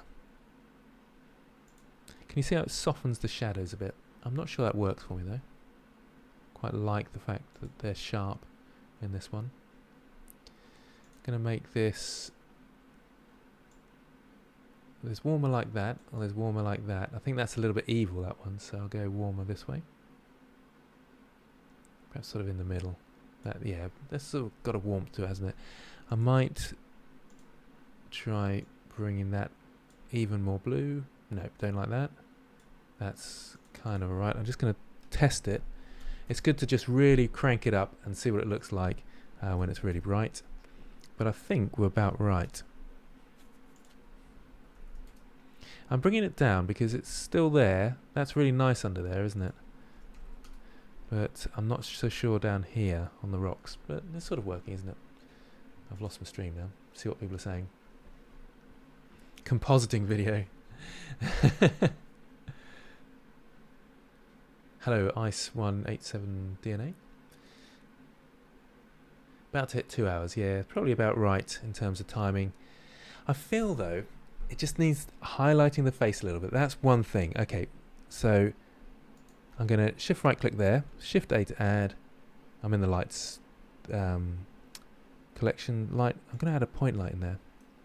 Now this might seem weird, and then I'll just move that up really slightly. Can you see the face is being highlighted a bit now? Let's get a top view on this one. Move that into position there.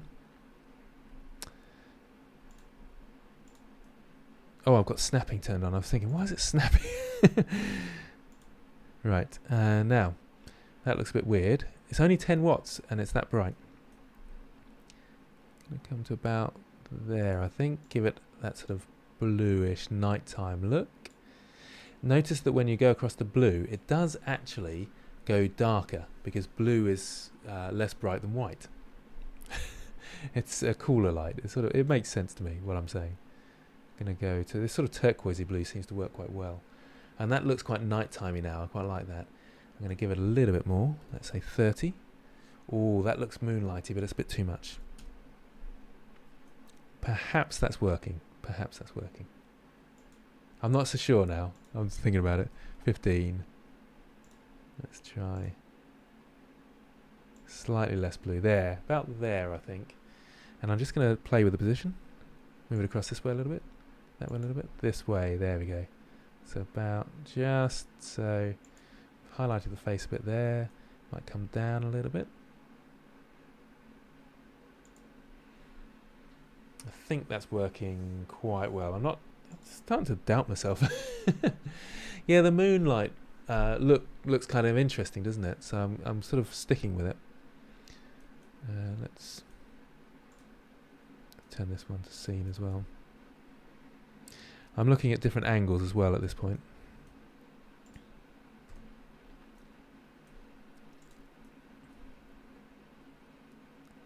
That's quite a nice angle there as well, isn't it?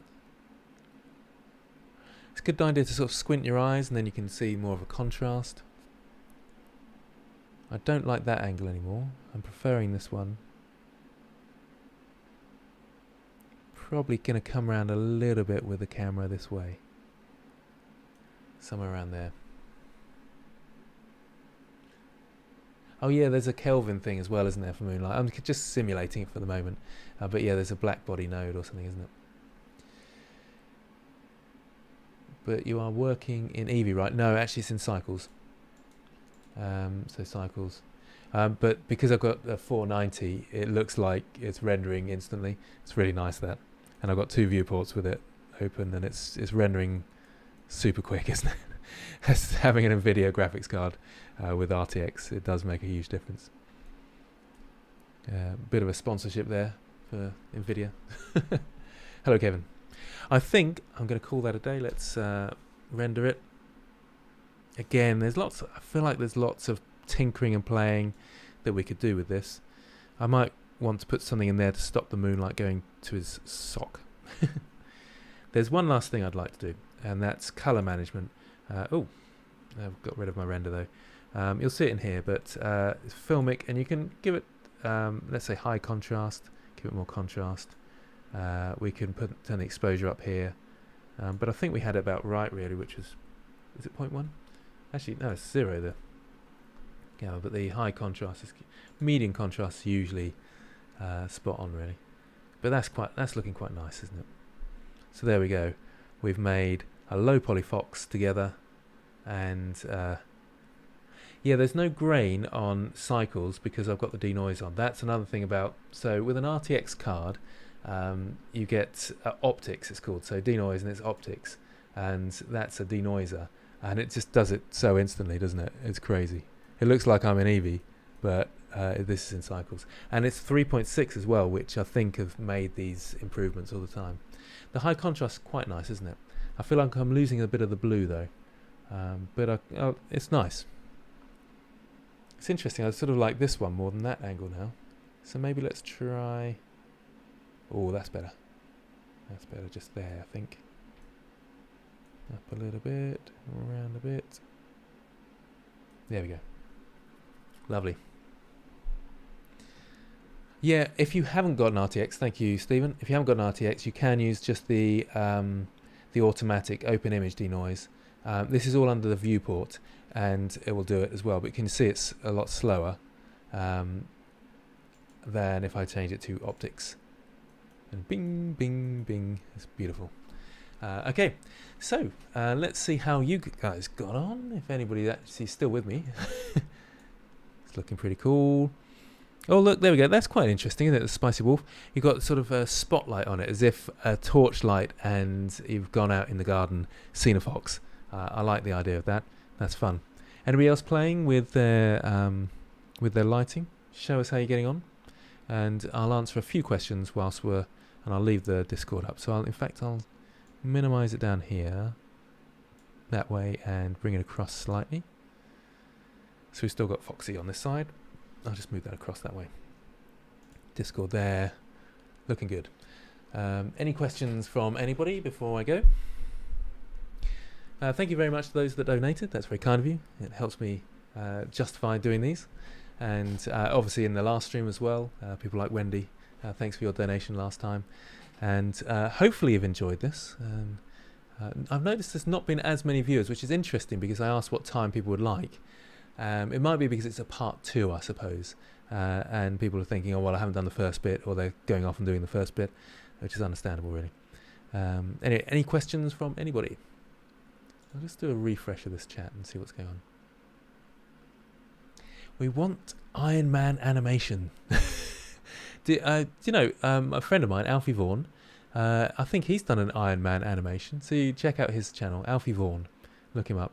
Vaughan, I think. Thanks, Wendy. I'm glad you enjoyed it. Oh, there's one from Becky. Nice work. Getting in the rocks. I think I definitely went a little bit fast for this one, didn't I?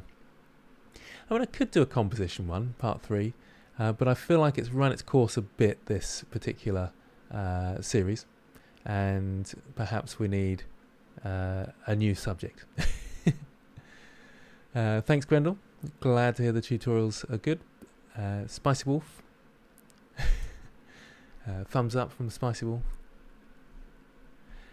Anyway, so I will leave it there. It's time. It's almost bedtime for me. Although I'm going to go off and watch The Witcher. I think I'm watching the 2nd season again to remind myself, because it's the 3rd season.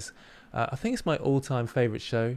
If you haven't seen it, or you got a bit stuck on season 1. Season 1 was really confusing because they did a weird timeline thing, and they were jumping around the timeline. You can click it, can I? Oh, there we go. Oh, look, there we go. It's an animation. Oh my goodness, that is scary.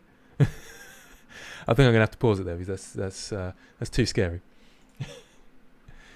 Oh, and it does a backflip. Oh, no way. It does a backflip. That was quite a good backflip as well. Well done. The Witcher, if you haven't seen it, it's well worth it. 2nd series was brilliant. I'm hoping the 3rd series is going to be as good. Anybody else watching The Witcher with me?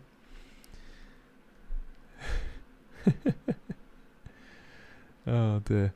So, an environment the next time. Maybe we'll do an environment. I'll think about that.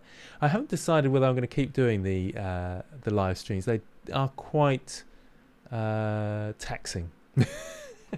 I like the whole interacting with the community, hanging out is awesome, but there's a little bit of preparation, a little bit of nerves whether it's going to work out. Usually does, but you never know. A little bit of nerves with things going wrong. Yeah, Witcher 3. Witcher 3 is a great game as well. You're going through Dissonance Depot. I'm going through season 2 again because I just the lighting and the composition on The Witcher is just phenomenal. They're in that sort of snowy woods at the beginning of season 2, and it's just absolutely brilliant. Don't worry, there probably will be some more live streams. I just haven't decided exactly how they're going to work. That's the only thing. so they're less taxing. Anyway, I'm Ice187 DNA, busy following along the Complete Blender Creator. Well, I hope you're enjoying that. The course discount is still available for those that haven't, for some reason, signed up to my courses. So was it 3 courses for $30? I think it is. Or it might be 25. Is it 30 or 25? But anyway, one of the two. So if you haven't, then do sign up to my courses. That's the low poly ones. Oh, there's another one. Another fox just jumped in. Love it. Yeah. So you're watching Silo, Stephen. That looked quite interesting. I was thinking of watching that as well. But I'm a big Witcher fan. My wife is away, and I have to wait for her to get back because she wants to watch it with me. So that's why I'm going through season 2 again. But I'm desperate to get on to season 3. And Silo's good, is it? Oh, there's another vote for Silo. Anyway, it's good to hang out with everybody, and hope you enjoyed it. As always, happy blending. Any more to come in? I think I'm so behind on this. I think there's like a 15-second delay. So, but anyway, I'll end it there.